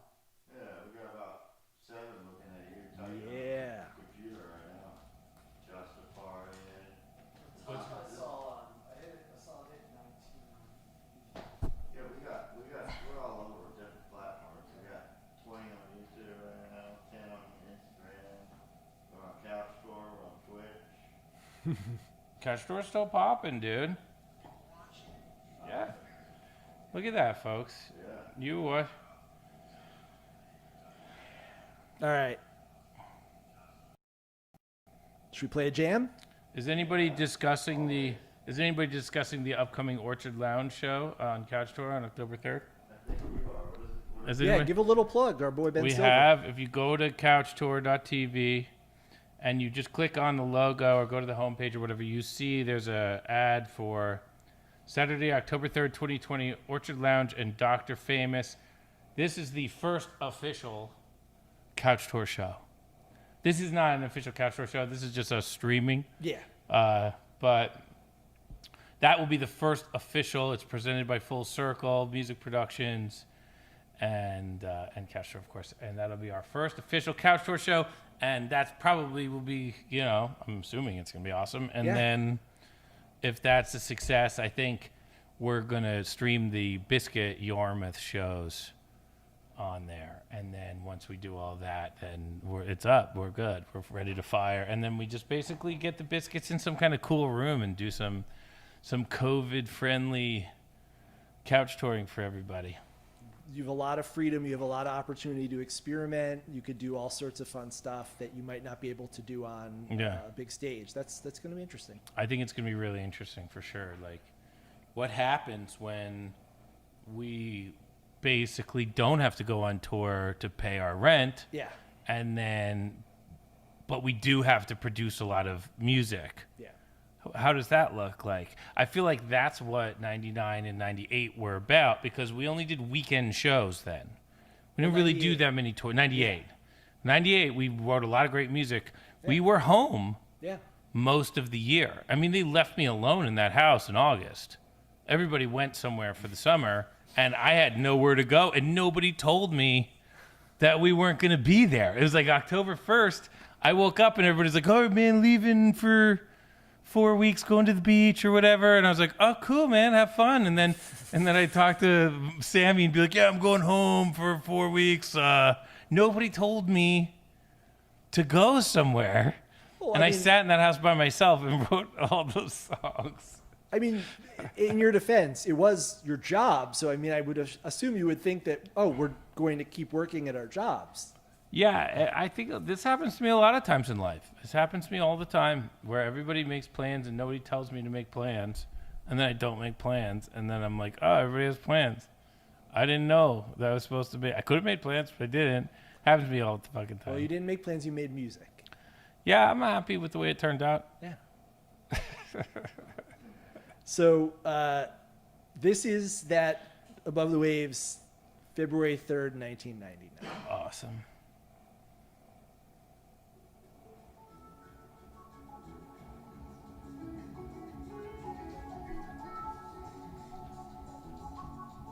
It's immediately more well organized.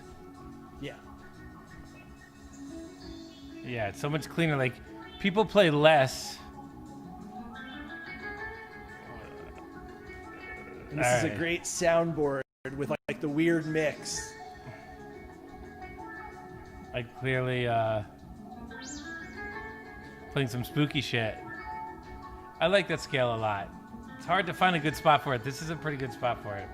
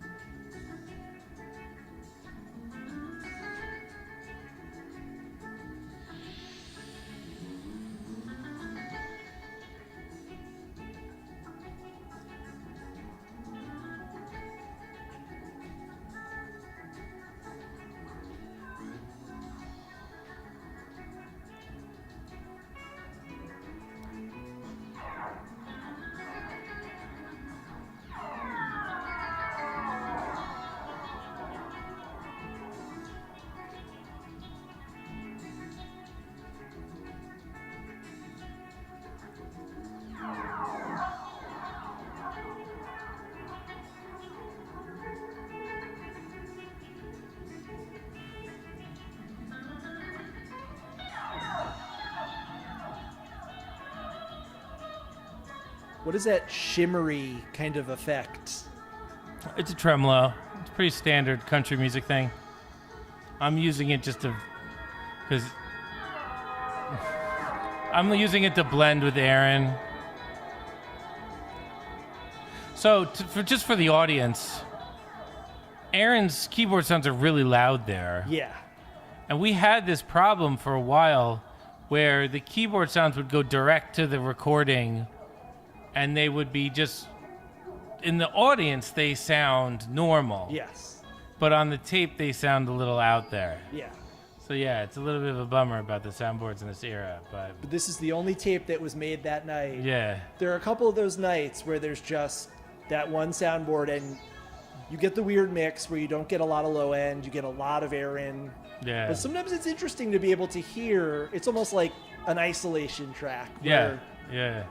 you're crystal clear, except for when Aron's drowning you out. Eventually they'll make a robot to figure out how to remix this, and hopefully we'll be alive to hear it when it's done. You know what I mean? It's so great that Bro Bible has like a jolly body laugh, because otherwise it's just a dude with a face mask mean mugging the Arms shit out of crossed. us right now. Tough crowd. He's just like staring us down like, motherfucker.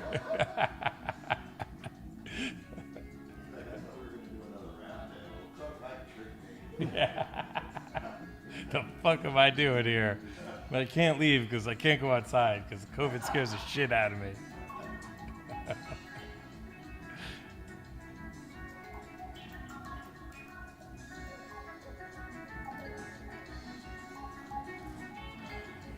So this is like the most delicate way that you can play a song at this tempo. Yeah. Sammy's really like, it's almost like jazz drums he's playing here, you know? Because you start really hitting the kick, it's too fast for that. And I think like a lot of times I write these songs where I don't really think about what the tempo is. You know, I don't think about like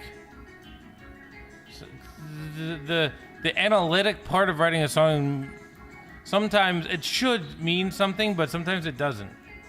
And you get something like this when you're not thinking about, you know, you're just kind of hearing it in your head and you're trying to make it real.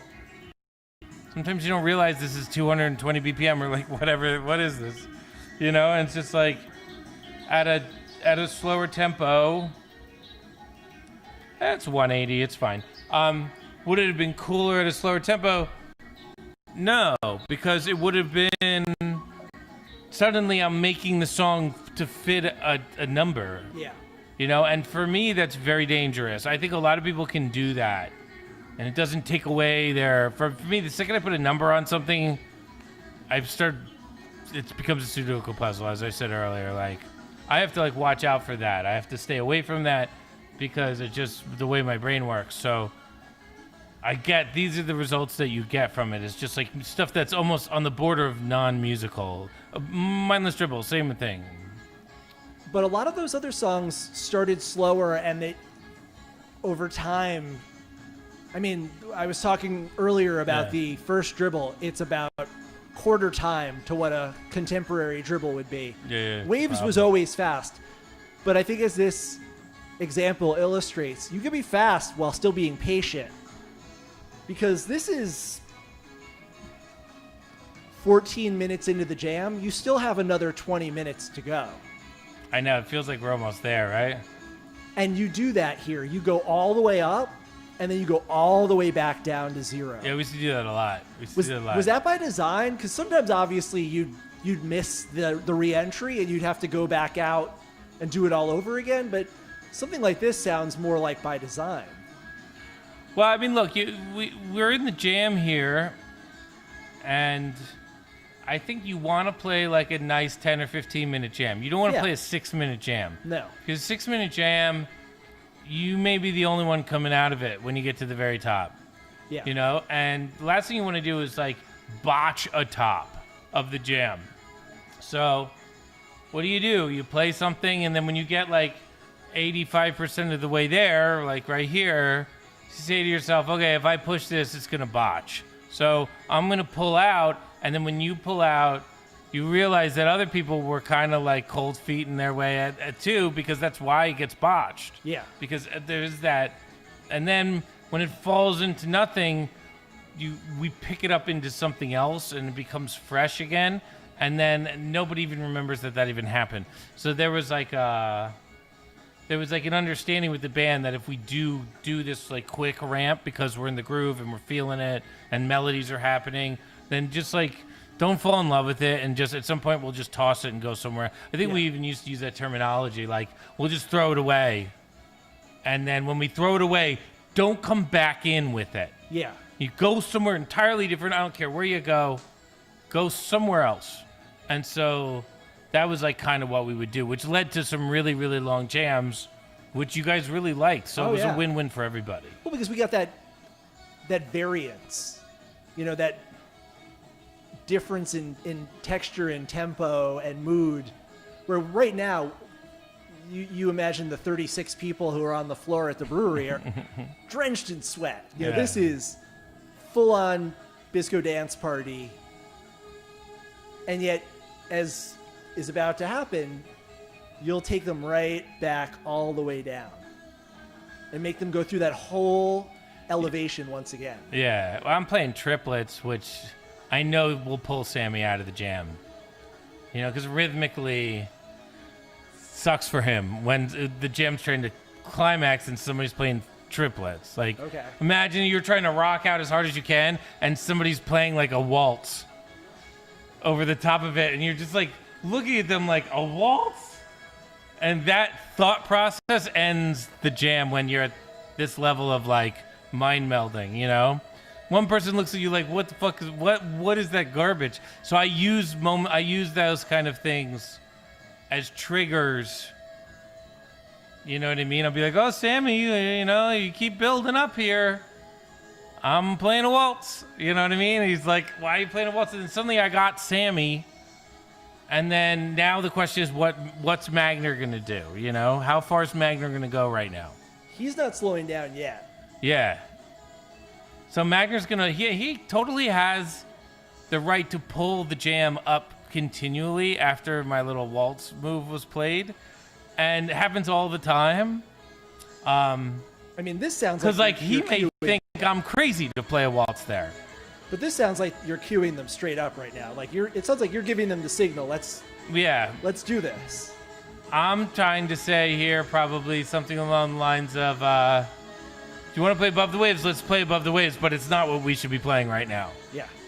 You know, it's kind of Above the Wavesy, but it's also like, sounds like again, it's like a convoluted Italian waltz from 1865 is the melody that I'm playing. Yeah. You know what I mean? It's like it's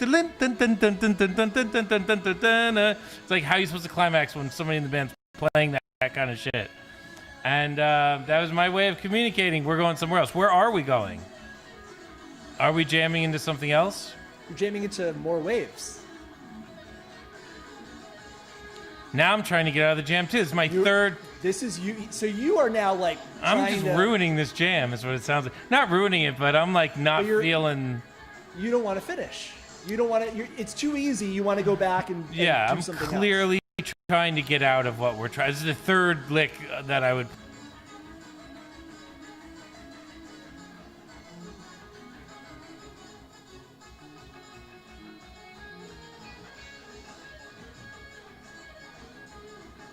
But you're telling me that's not you setting up to play the top of the jam? No, all three of those licks are things that I would do if I want the jam to change. Okay, Magner finally backs off. Magner finally backs off. He finally got the message.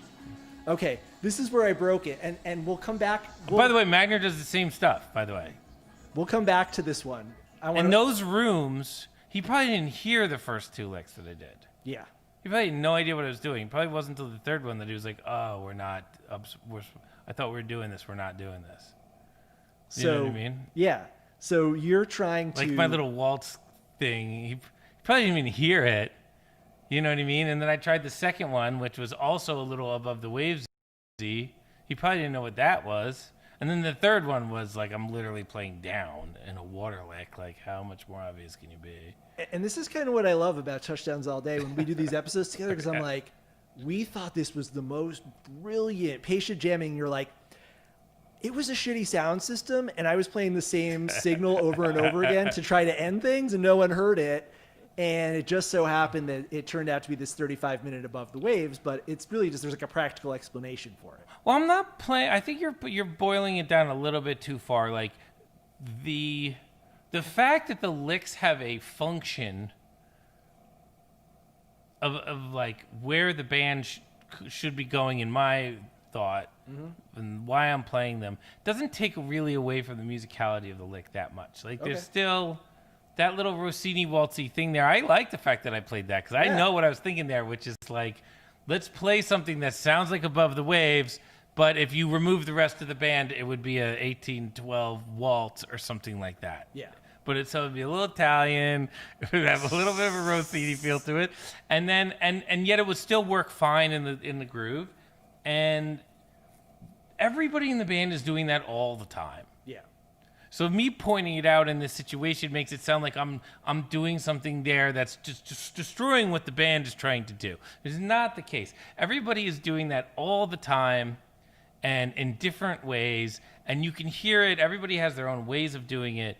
I do it a lot with rhythm. Yeah. Because I can change the rhythm entirely with what I'm playing, and it's totally fine for the other band members. Yeah. If Sammy busts into a waltz, the entire jam falls apart. Yeah. If Alan breaks into a waltz, there is no more jam. So he has his own ways of accomplishing the same thing. And You know Mark what I mean? does too. And I actually have Yeah. Mark talking. Let me play Mark. Mark talking All right. on that subject of how he will Yeah. sometimes intervene and change the tempo. Yeah, because there are the things that you are allowed to fuck with. Real quick, what waves was that you just played? That's February 3rd, 1999. That's the first part of the jam. We'll listen to a little Come more of on, that. dude. No, it was somebody was asking. Jesus, he doesn't know that off the top of his head. I mean, the thing about Above the Waves jam that's so unique, well, there's two things about it. One, it's in F sharp minor, and really it's kind of a Phrygian F sharp when you look at the notes that are in the For sure. melody section. It's got a G in it, it's got that flat 2 in it, it's got the D in it, which is a 6. So it's very dark, and F sharp minor is one of the darkest of all the keys. But the thing about it is it's fast, right? So it comes at you fast too.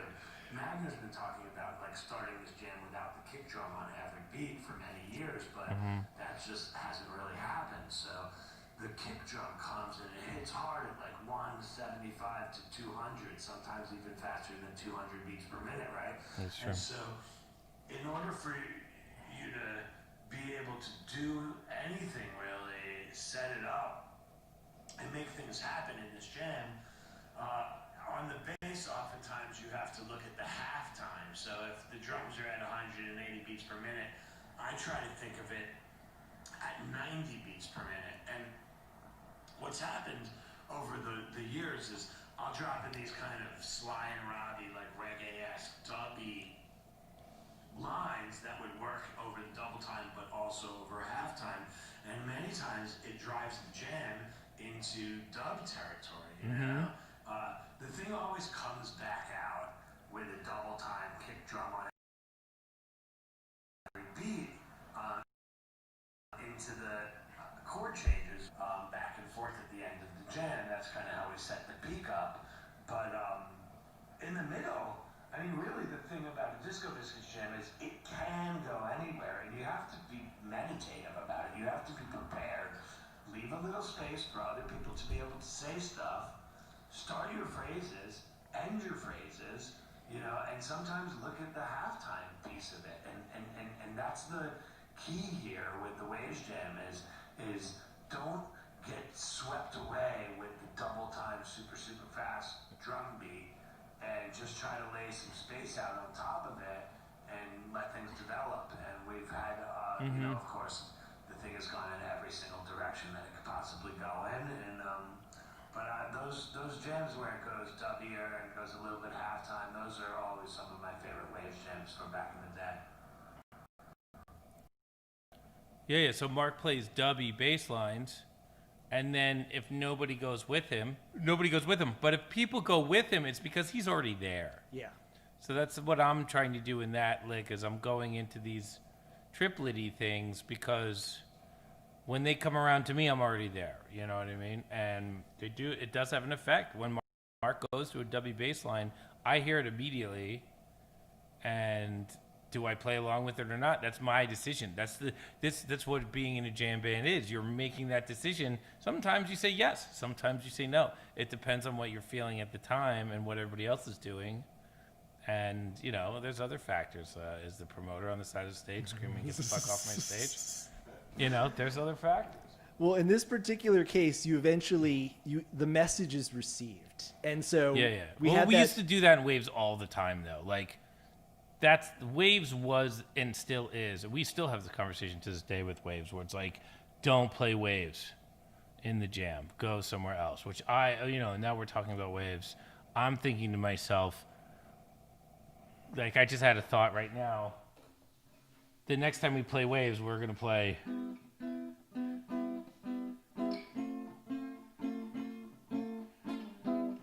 Because I don't hear any waves without the D, right? Yeah. There's the D. Here it is again, right? I don't hear any. And Mark just said Waves is F sharp to D. Yeah. So, but why? Why is it F sharp to D? There's a G in there, there's F sharp in there. You can play F sharp to G all day long. We probably don't do that because half step jams turn into half step jams. You know, half step jams is a whole nother podcast. But maybe there's another way to do waves so it's not so one flat six, one flat six, one flat six. And like I feel like that's the thing about the waves jam is that chord progression is hard to let go of. Yeah.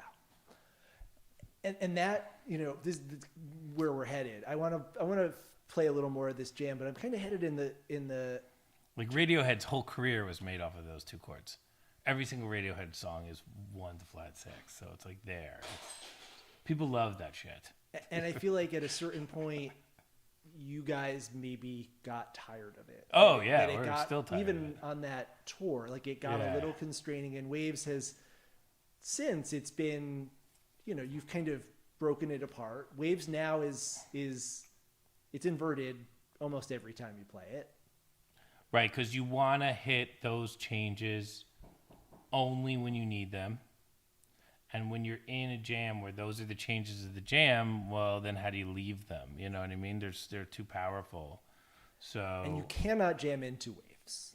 So yeah, I think that there's maybe one time that I could find where you jammed, in the early years at least, where you jammed into the descending, the Debussy, the jumping off the problem with jamming into that part is a 3. It's a 9, right? So it's 1 2 3 1 2 3 1 2 3, and you can jam into 3, but if you don't feel like a world beat turn to it, it sucks. Yeah.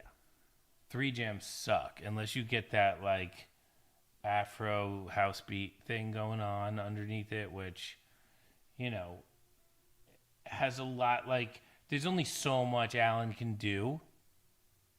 And that's a problem. Like if Alan gets into the dopest Afro house beat in the world, I can still totally fuck that jam up.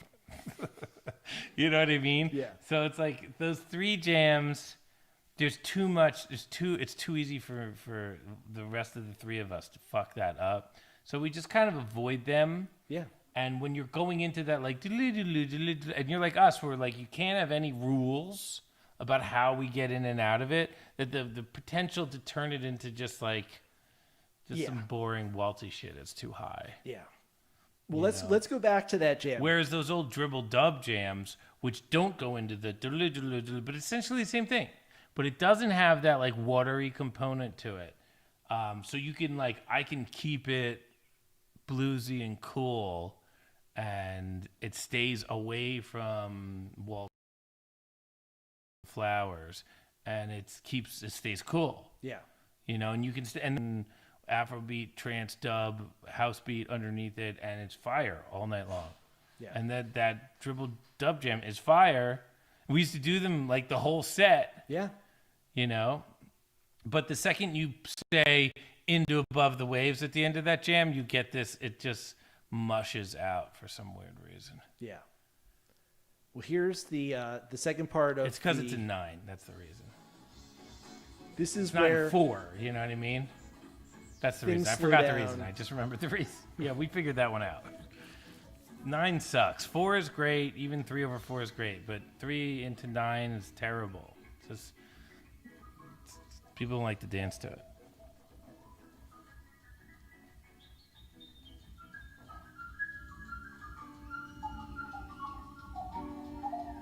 This is fire right here. I like this.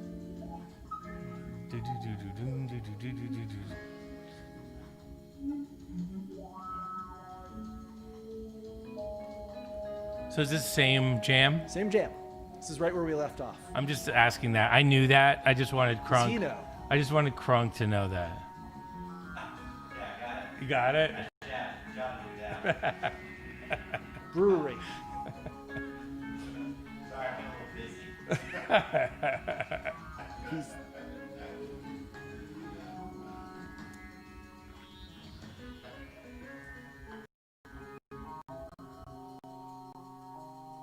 There's a note.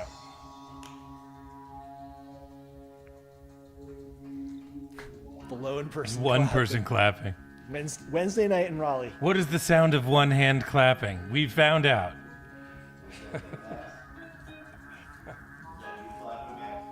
No, I was not there.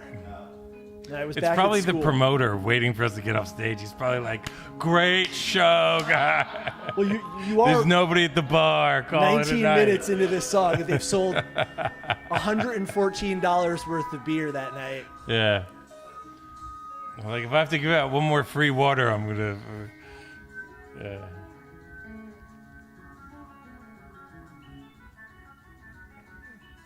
It's pretty hot. Yeah. I love when the Biscuits turn into like an inner city jazz band, you know? Like just urban jazz. And Sammy just, on a dime, jumped right on what Aron was doing. Yeah, now totally different jam. Yeah, he can't really mess with rhythm in the same way that we can, because it's a dime. It's a total change.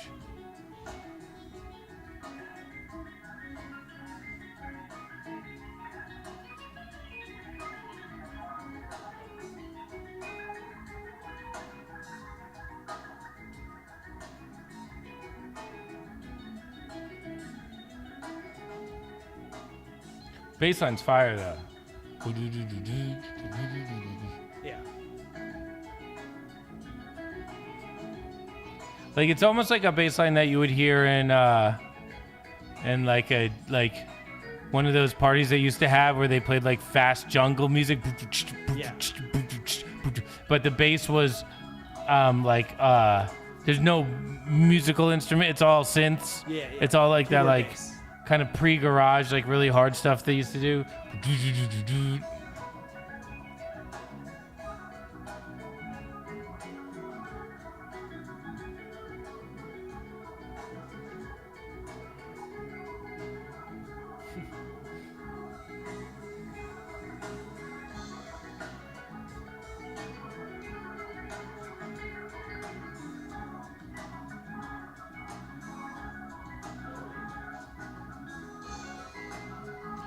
Sam, we got a nice little shuffle here, huh? Yeah.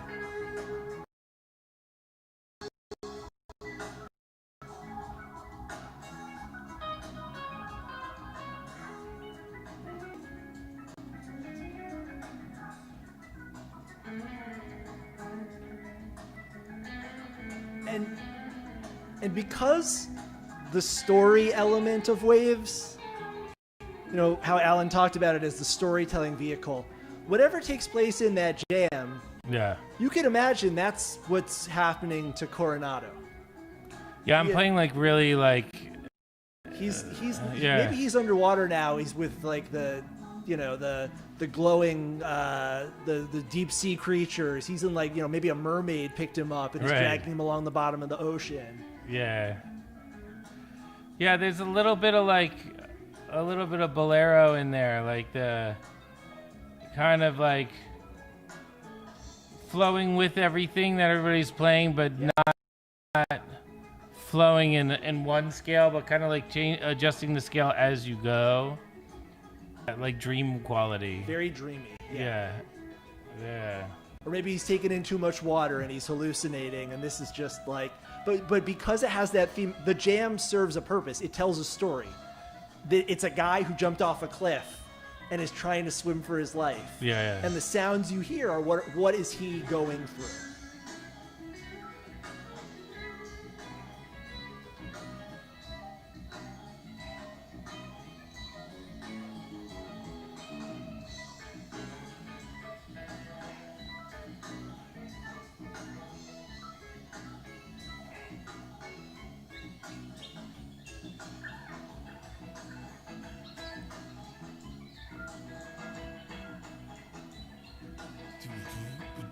Yeah. This is a sick bass line too.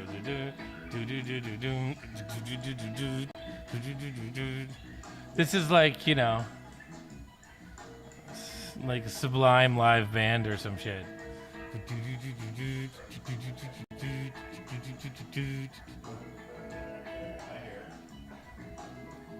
You know what I mean? We used to listen to that album all the time. This era, this was 40 ounces of freedom time, wasn't it? We used to listen to that album all the time. One of the best albums of all time. So good, so good.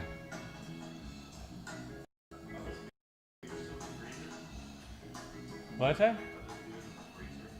No, they're in the fridge though. There's a ton of them.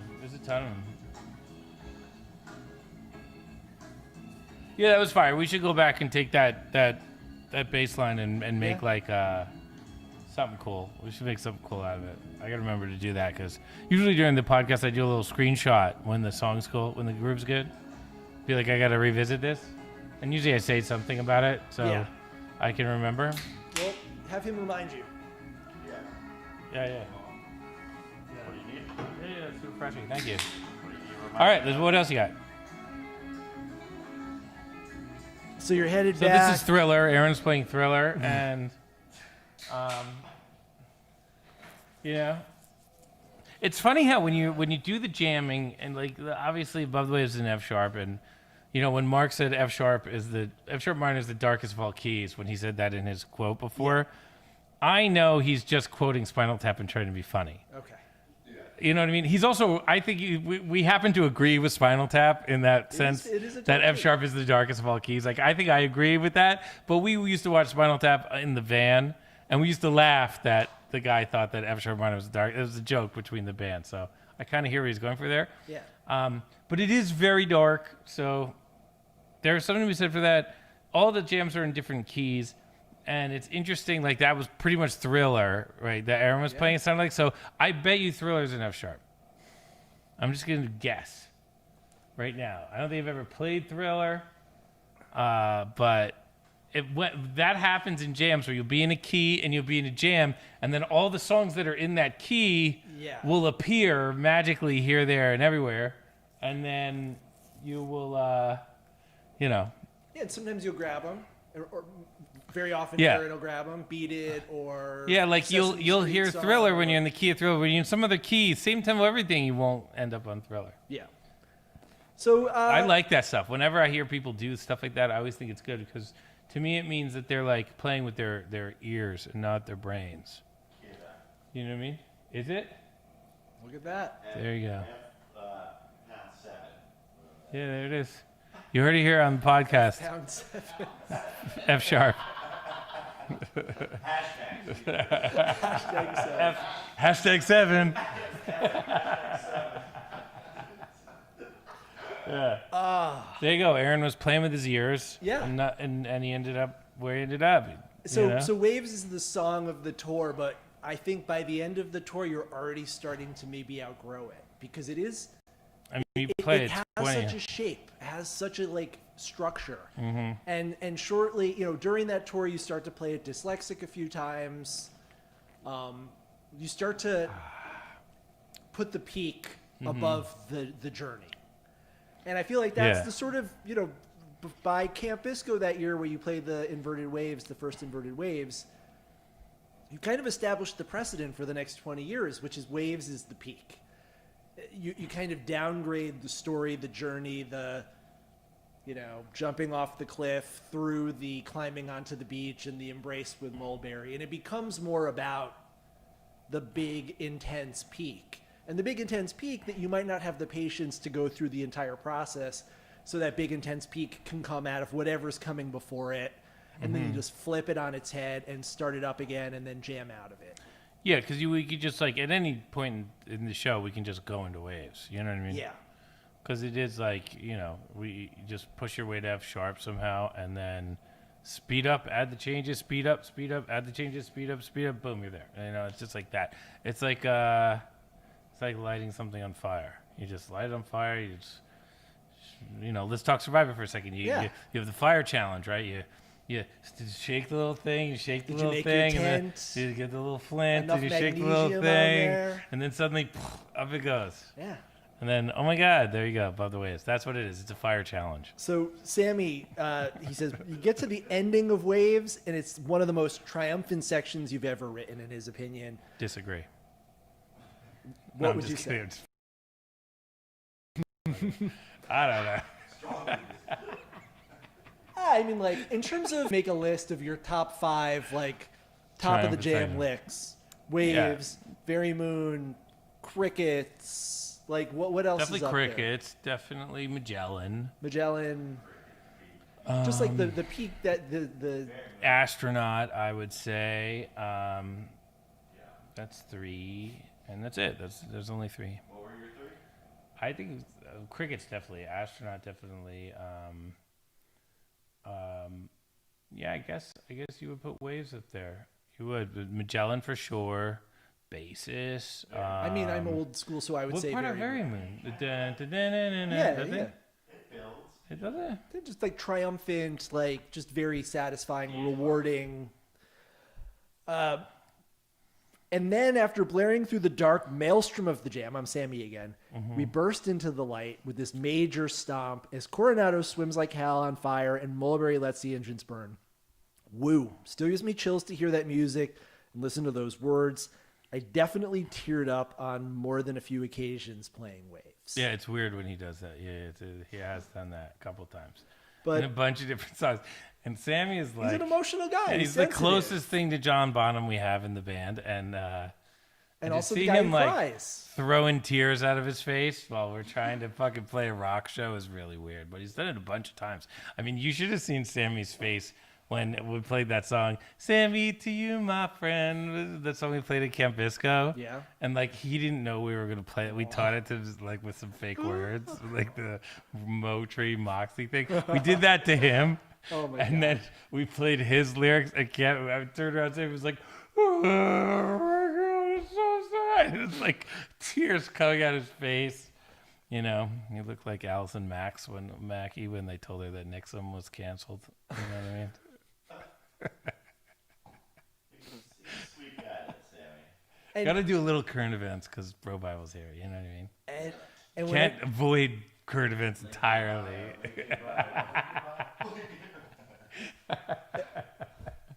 when I brought up to Sammy the whole concept of me doing this, he was Yeah. like, "You sure that's a good idea?" And I was like, "Why?" He's like, "That song is too emotional." Really?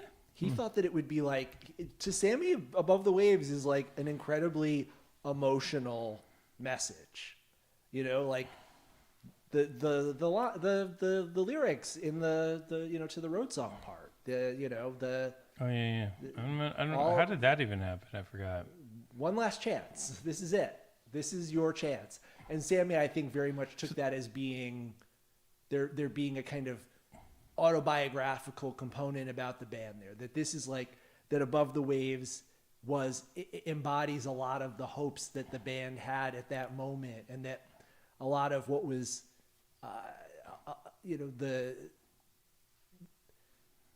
the weight that people were placing on your shoulders, that you were this composer, you were the songwriter, this song, this rock opera, this was your chance. This was going to get you out of the bars and out of the van and out of the sleeping on the floor in the dorm rooms. And it very much did. I'm super glad I didn't think of that while I was writing it, because it would have fucked the whole fucking thing up. Yeah. Yeah. But it I kind guess of it might have fulfilled been the there on some prophecy. level, but yeah. I get it. It makes sense. There's a lot of songs that are autobiographical in some way or not. Like everything's a little bit autobiographical, or Yeah. you know what I mean? But I don't know. I don't read that one that way so distinctly, but he could be right, but I don't necessarily think about it that way ever, really. So maybe I thought about it at the time. I know a lot of the fans, definitely the message resonated with us. I remember, I don't remember their names, and that will actually you go. protect them. But do you remember there was a couple back then, and they were two heads, like tour rat type kids. They were both with other people, but everyone knew they were in love with each other. And it was like the big open secret on tour was that these two people were like really meant to be with each other. Were But they related? They were brother and sister. I knew it. I had it right from the get-go. Rich and Patty Blonsky. Wow, that's great. And I remember they would because we all knew, because it was like, this was like the tour gossip. Like during the road song part or during Hot Air Balloon, they would always be like, they would like be stealing a glance or like, everyone's like hugging in a big ecstasy pile on the dance floor, and they would just be like during Road Song or something like that.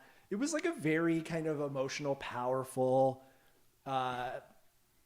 It resonated for a lot of us. For sure. We were a bunch of kids. We were a bunch of kids on a lot of ecstasy. And Tiny anything children. that had an emotional component to it was going to resonate extra hard. Yeah, you would think I would have put more emotional songs in. You know what I mean? I don't know why I didn't. Is it weird? I put some in, but I feel like people only want that emotional moment as a tag after some intense, crazy lunacy. Yeah. That's what they want. So. Yeah, and that very much describes the Biscuits fandom, at least back then. Mm-hmm. We wanted you to take us completely to the edge of insanity and then bring us back with something very emotional and organic and warm and familiar. Yeah, I mean, it's kind of what it still is, I think. I think we're still there. So the last piece I had, because we've been We're going good. forever. We're good. Well, I was just I going want to talk about Survivor before this is over. the I cap feel like I'll we're put in there. it was Waves has continued to evolve. New Has it? jams.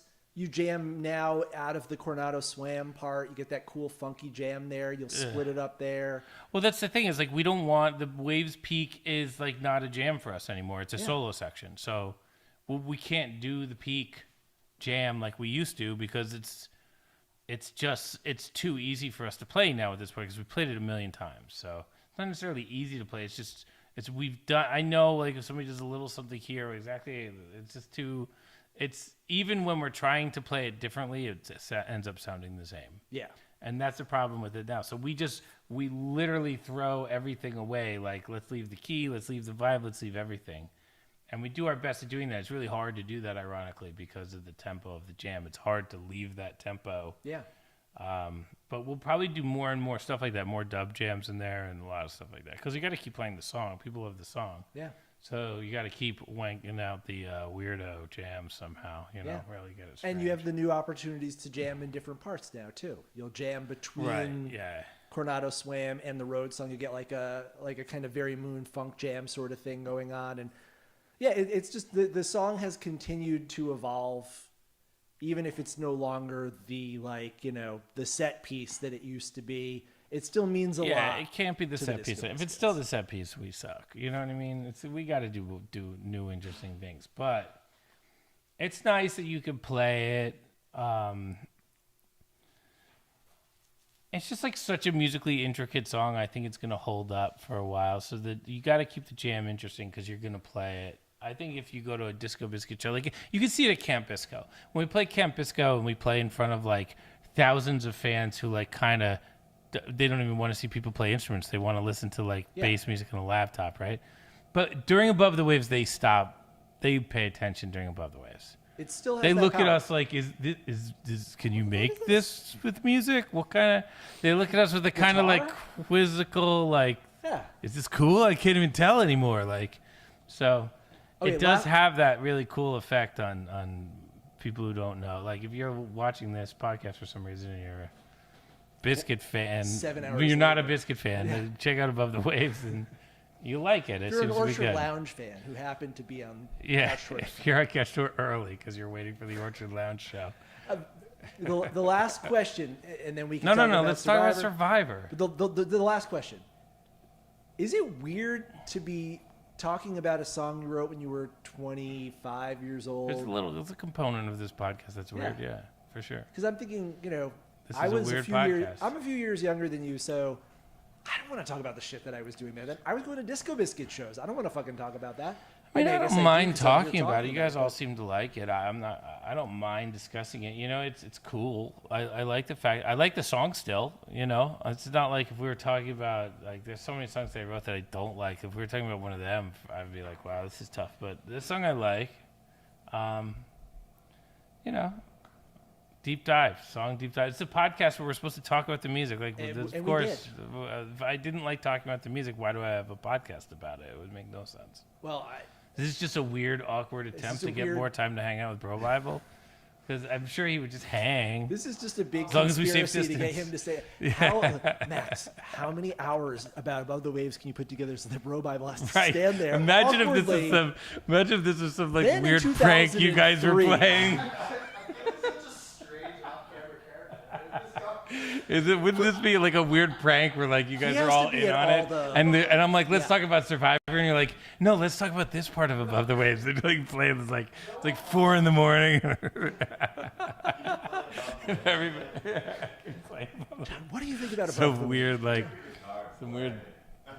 So let's talk about Survivor for a Let's second. talk a little bit about Survivor. What are they gonna? Where's season 41? Isn't it time? If we're going to talk about Survivor, we have to tell everybody who signed up that we're still going to do it. But It's still going to happen. Oh yeah, we have to talk about our version of Survivor, which we didn't do because the climate in the country changed drastically, and it seemed a little bit. It didn't fit with the country for a second there, and that's okay. That's okay. one of our people involved did an online one with a girl from Survivor, Missy. Is that what it was? Yeah, Missy from Survivor. She did one online. Yeah. We're going to. There are a lot Hopefully- of online Survivor games. There's a lot of precedence for this, and people absolutely eat it up. They love it. They Yeah, love I to think play when the Survivor when the online. country sorts out its issues and mellows out for a second, and we can have some fun.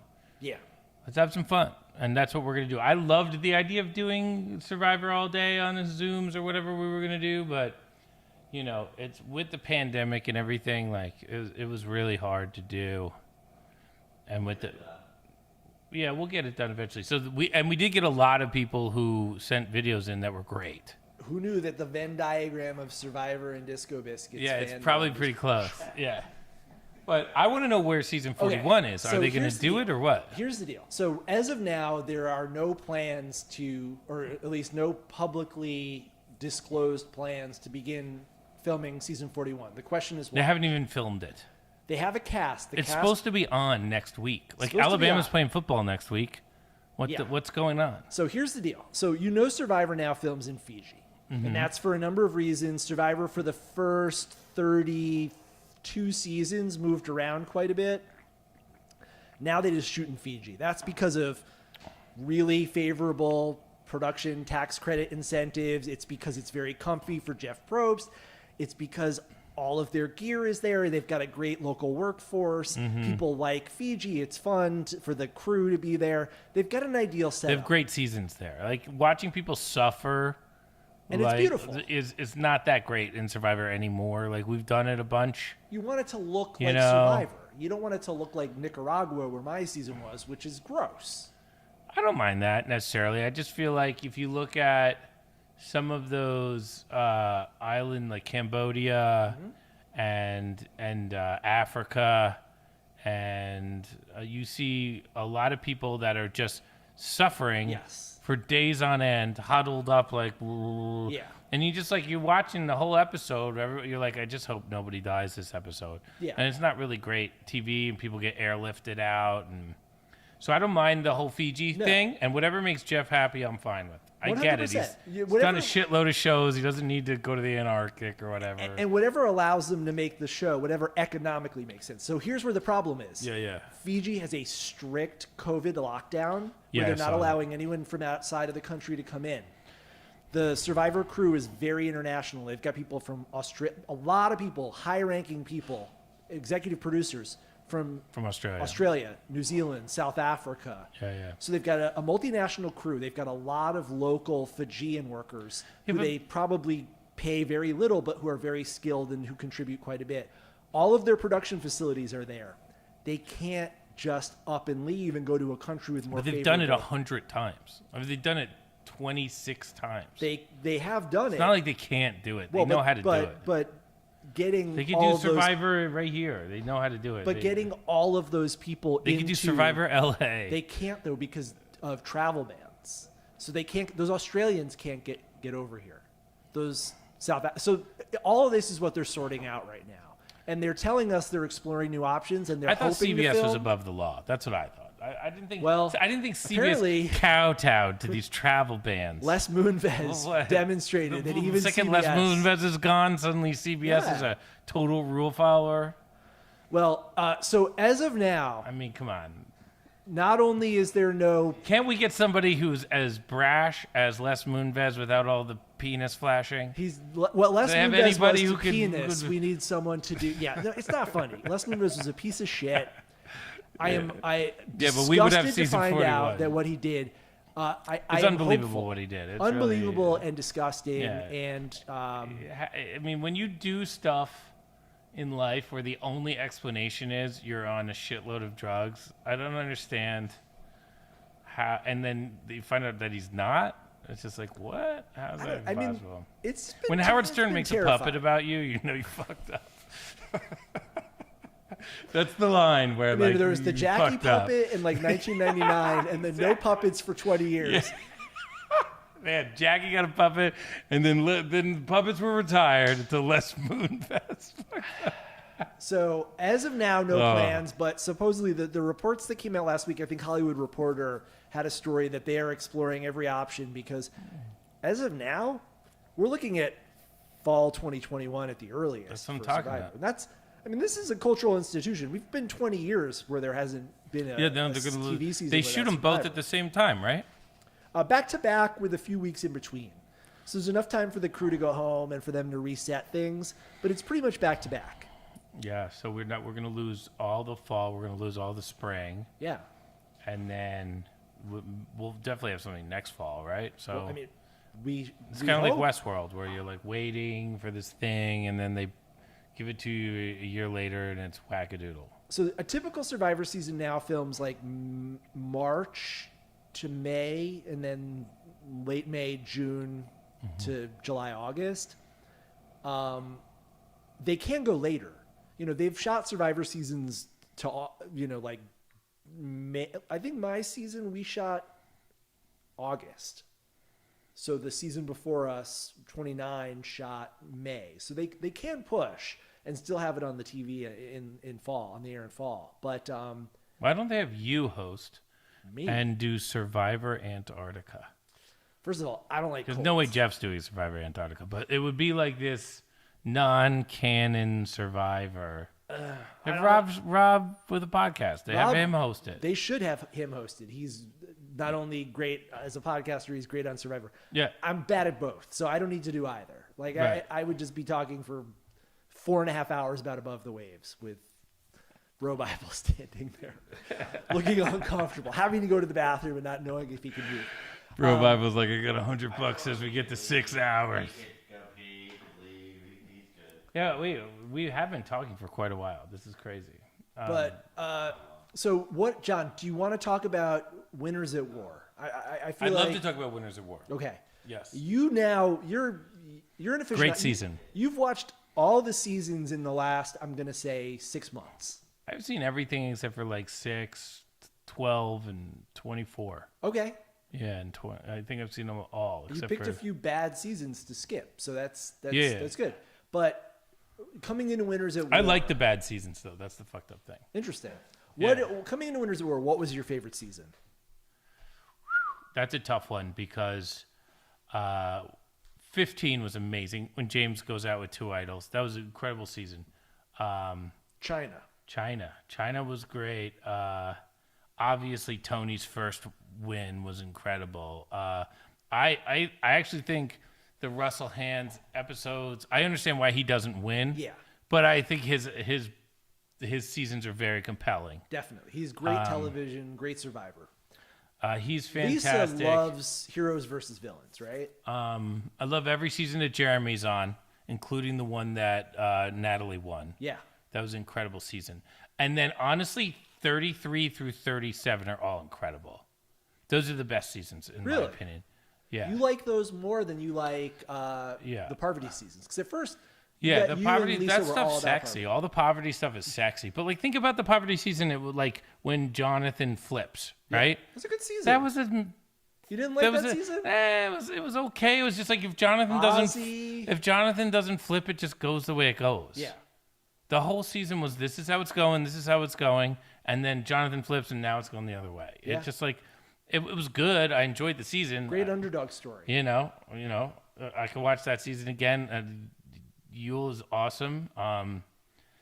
Just it's really fun. But I really thought the gameplay in 34, 35, 36, even 37, like those seasons are all incredible in my opinion. Yeah.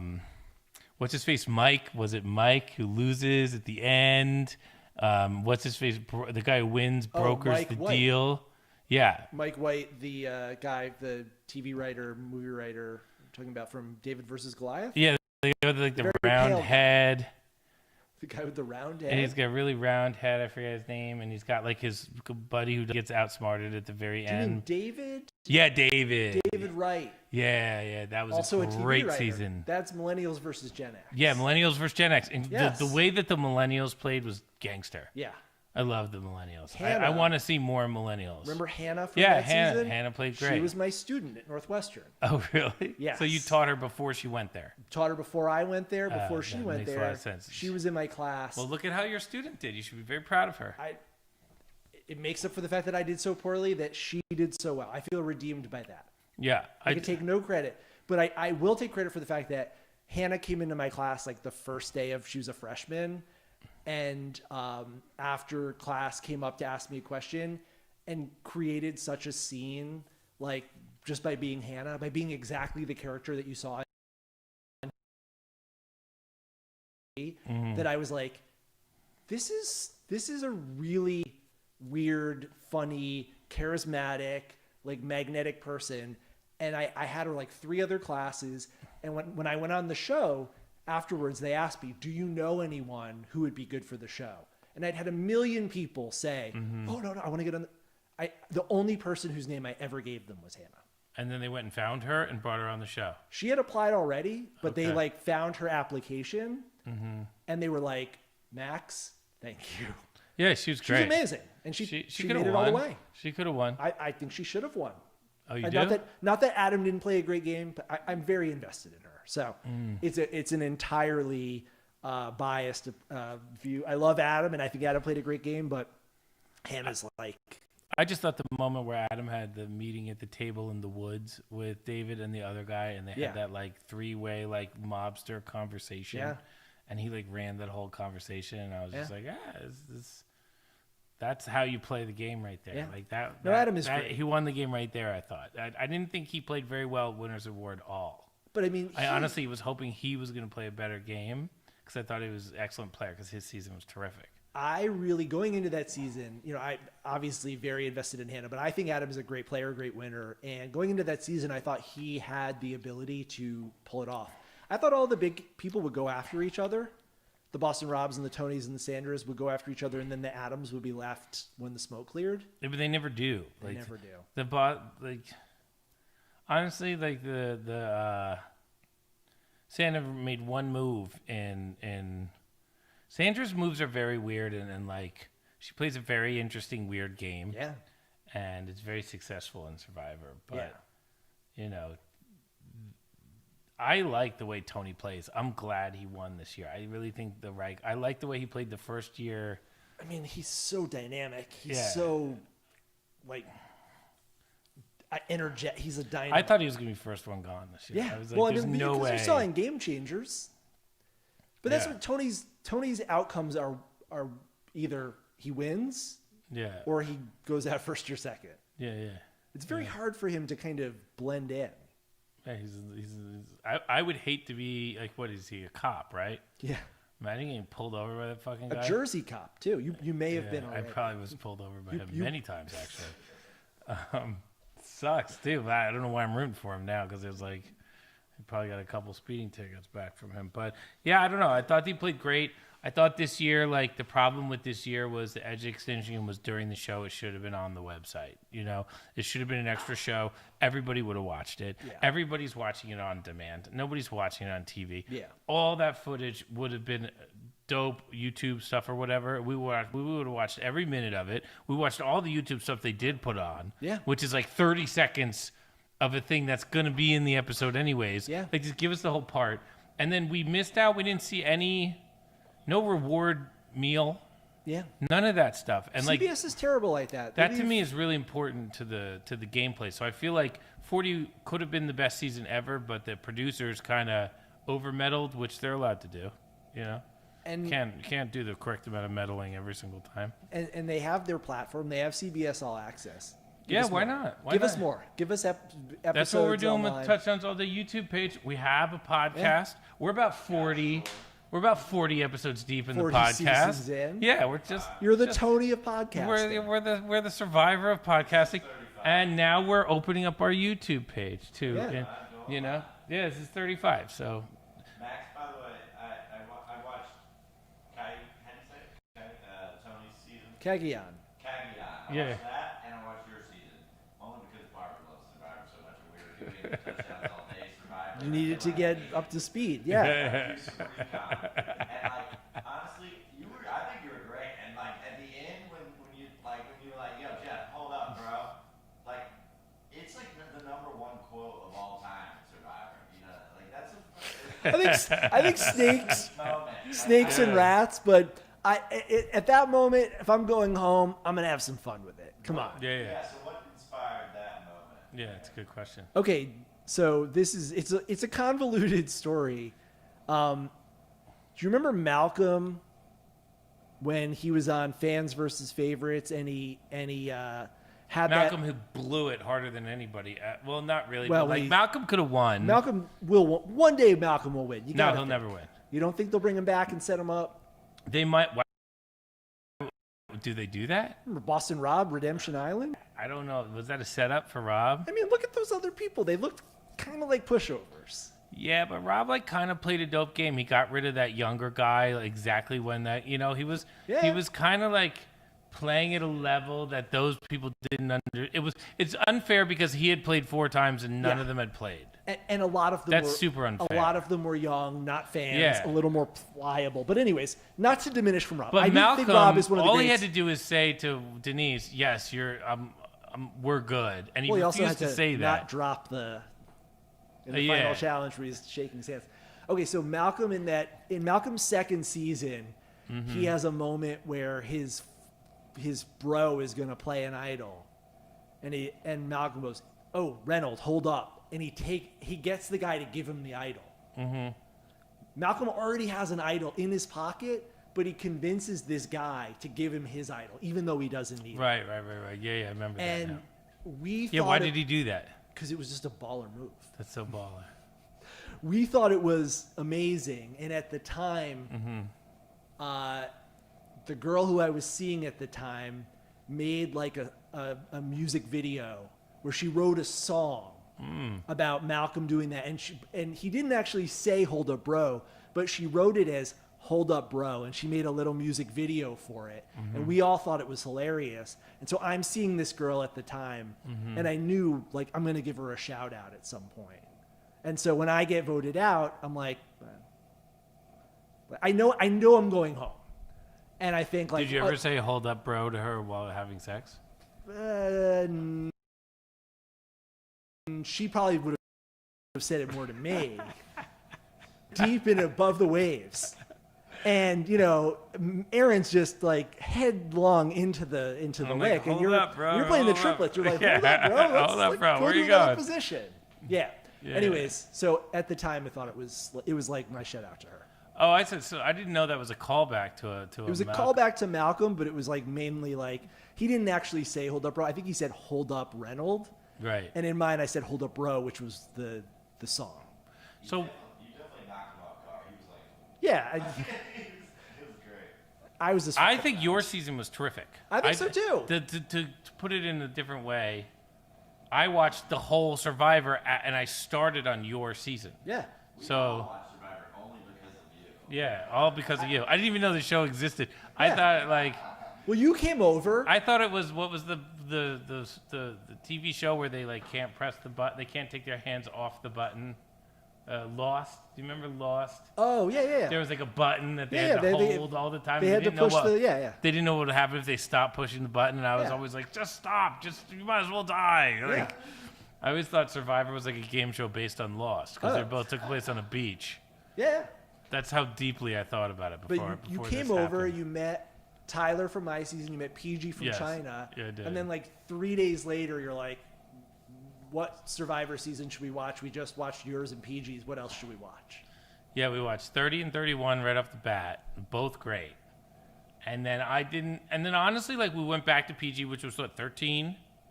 And then we 15. watched 15, and then we did 13, 14, and then we did I think if you watch 30 first, and then go to 13 and watch 13 through like 16 or 17. Yeah. And if you don't like Survivor at that point, you don't like the show, really. Yeah.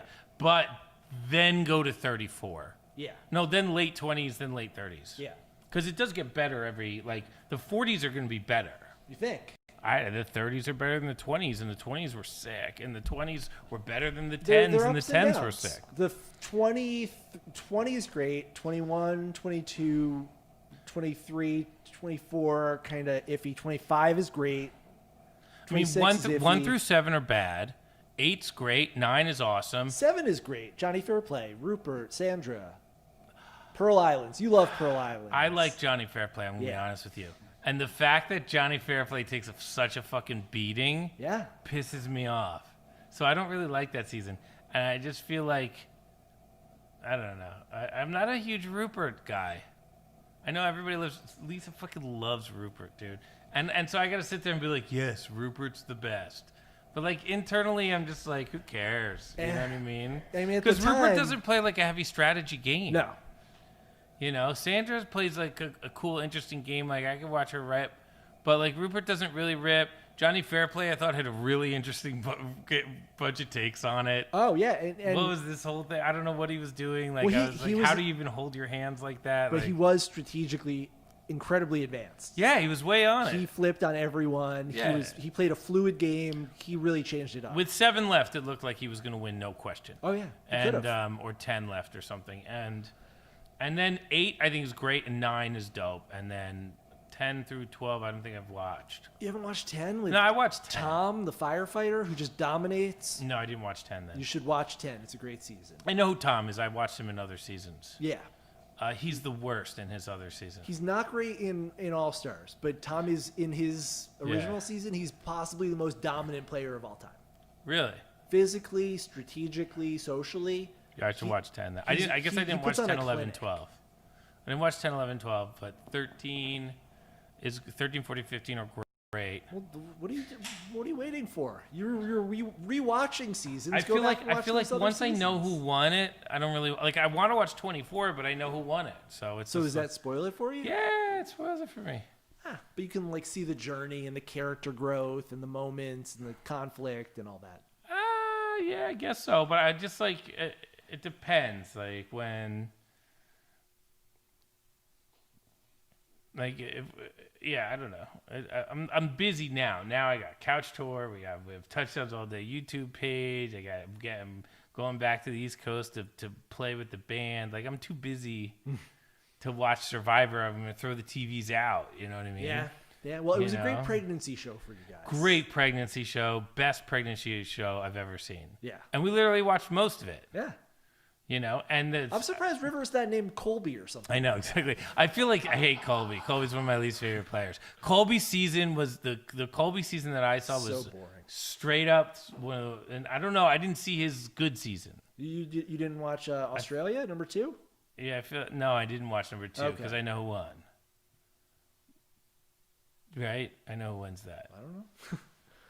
That the winner also plays with their daughter in a later season. Right, I know who won that one. So here's the so- thing that I'll tip you off on. I don't do this because I just like don't have enough time in the day already. But if you guys are looking, supposedly the Australian version of Survivor is where it's at these days.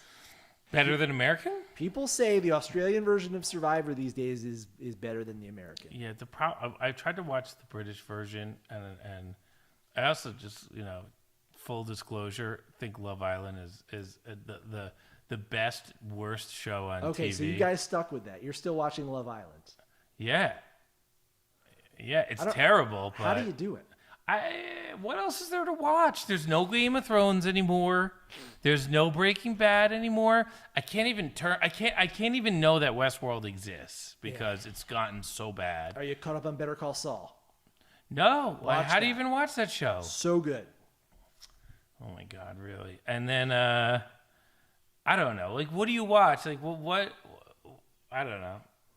Now that the kid can crawl, Yeah, you watch him. I'm stopping watching television. Yeah. Before he can crawl and he just wants to like sit there and goo goo gaga. And when he was actually like pregnancy age, Yeah.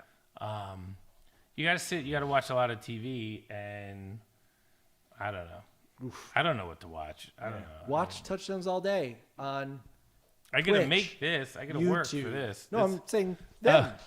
to the crowd. Oh, they don't care. Instagram They Live, have their favorite shows. Facebook, They watch like Twitter. Social Dilemma and I don't know. Handmaid's Tale. So much fucking Yeah. stuff. I did watch the whole Handmaid's Tale. Good. It's awesome. It's Game of Thrones with wombs. Well, I'm exhausted and I have to let's go work to tomorrow. bed. So let's wrap things That up. was great. That was fun. That was really we great. dove deep Yeah. Yeah. into the waters. I mean, above the look, we waves. talked about a ton of stuff. We got all the way to February 1999 in 4 hours. Bro Bible is like his diaper is saturated. Yeah, Bro Bibles. Well, how long was it? How long have we shot? I don't know. Long time. But if the response 2 is hours and 41 minutes and 37 seconds. Oh, it's like normal. It's like normal. It's only an hour longer than any other podcast we've ever Okay. done. Yeah. well, if the response is okay, we'll do another one. Yeah. We'll dive deep into something else. We'll do crickets, or we'll do dribble, or we'll do I don't know. You pick a song. All right. All right. It was a good song to pick, though. Yeah, it was. It was All fun. right. Well, thanks Well, everybody thank for you watching. for being a good sport. Thank you for putting the show together. Really appreciate all your efforts, and subscribe to the Touchdowns All the YouTube page, and we have merch. Go to the merch page, and get a T-shirt. We have more than bathrobes, right? I keep saying get a bath. Bathroom, we got hoodies, Hoodies, T-shirts. And we're you'll see them in October in Yarmouth. And so we got a bunch of biscuit shows. Couch That's right. Tour. Can I announce the biscuit shows? We have like 12. Let's say in venues, I think we have 10 biscuit shows coming up soon. like in concert venues. Yeah, like we have the 4 in Yarmouth, and then we have 3 for Halloween. Indoors or outdoors. It's all the same idea. Oh, it's all and like then the there's going to be drive-in. 3 more like right after the Halloween. Look at All that. in the Northeast, all drive-ins. And then we're going to do a ton of couch tour shows because that's what it's for. Amazing. And then,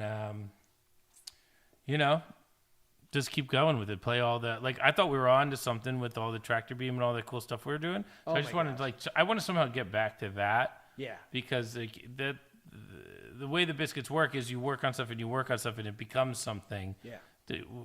As you can tell by the songwriting conversations, like I don't try and premeditate it. You Yeah. know what I mean? No, I enjoyed the shit out of the winter shows. it was And coming good. to them with years of being away, come back and there are new songs that I am crazy about. Rocket Science, Nice. Anthem.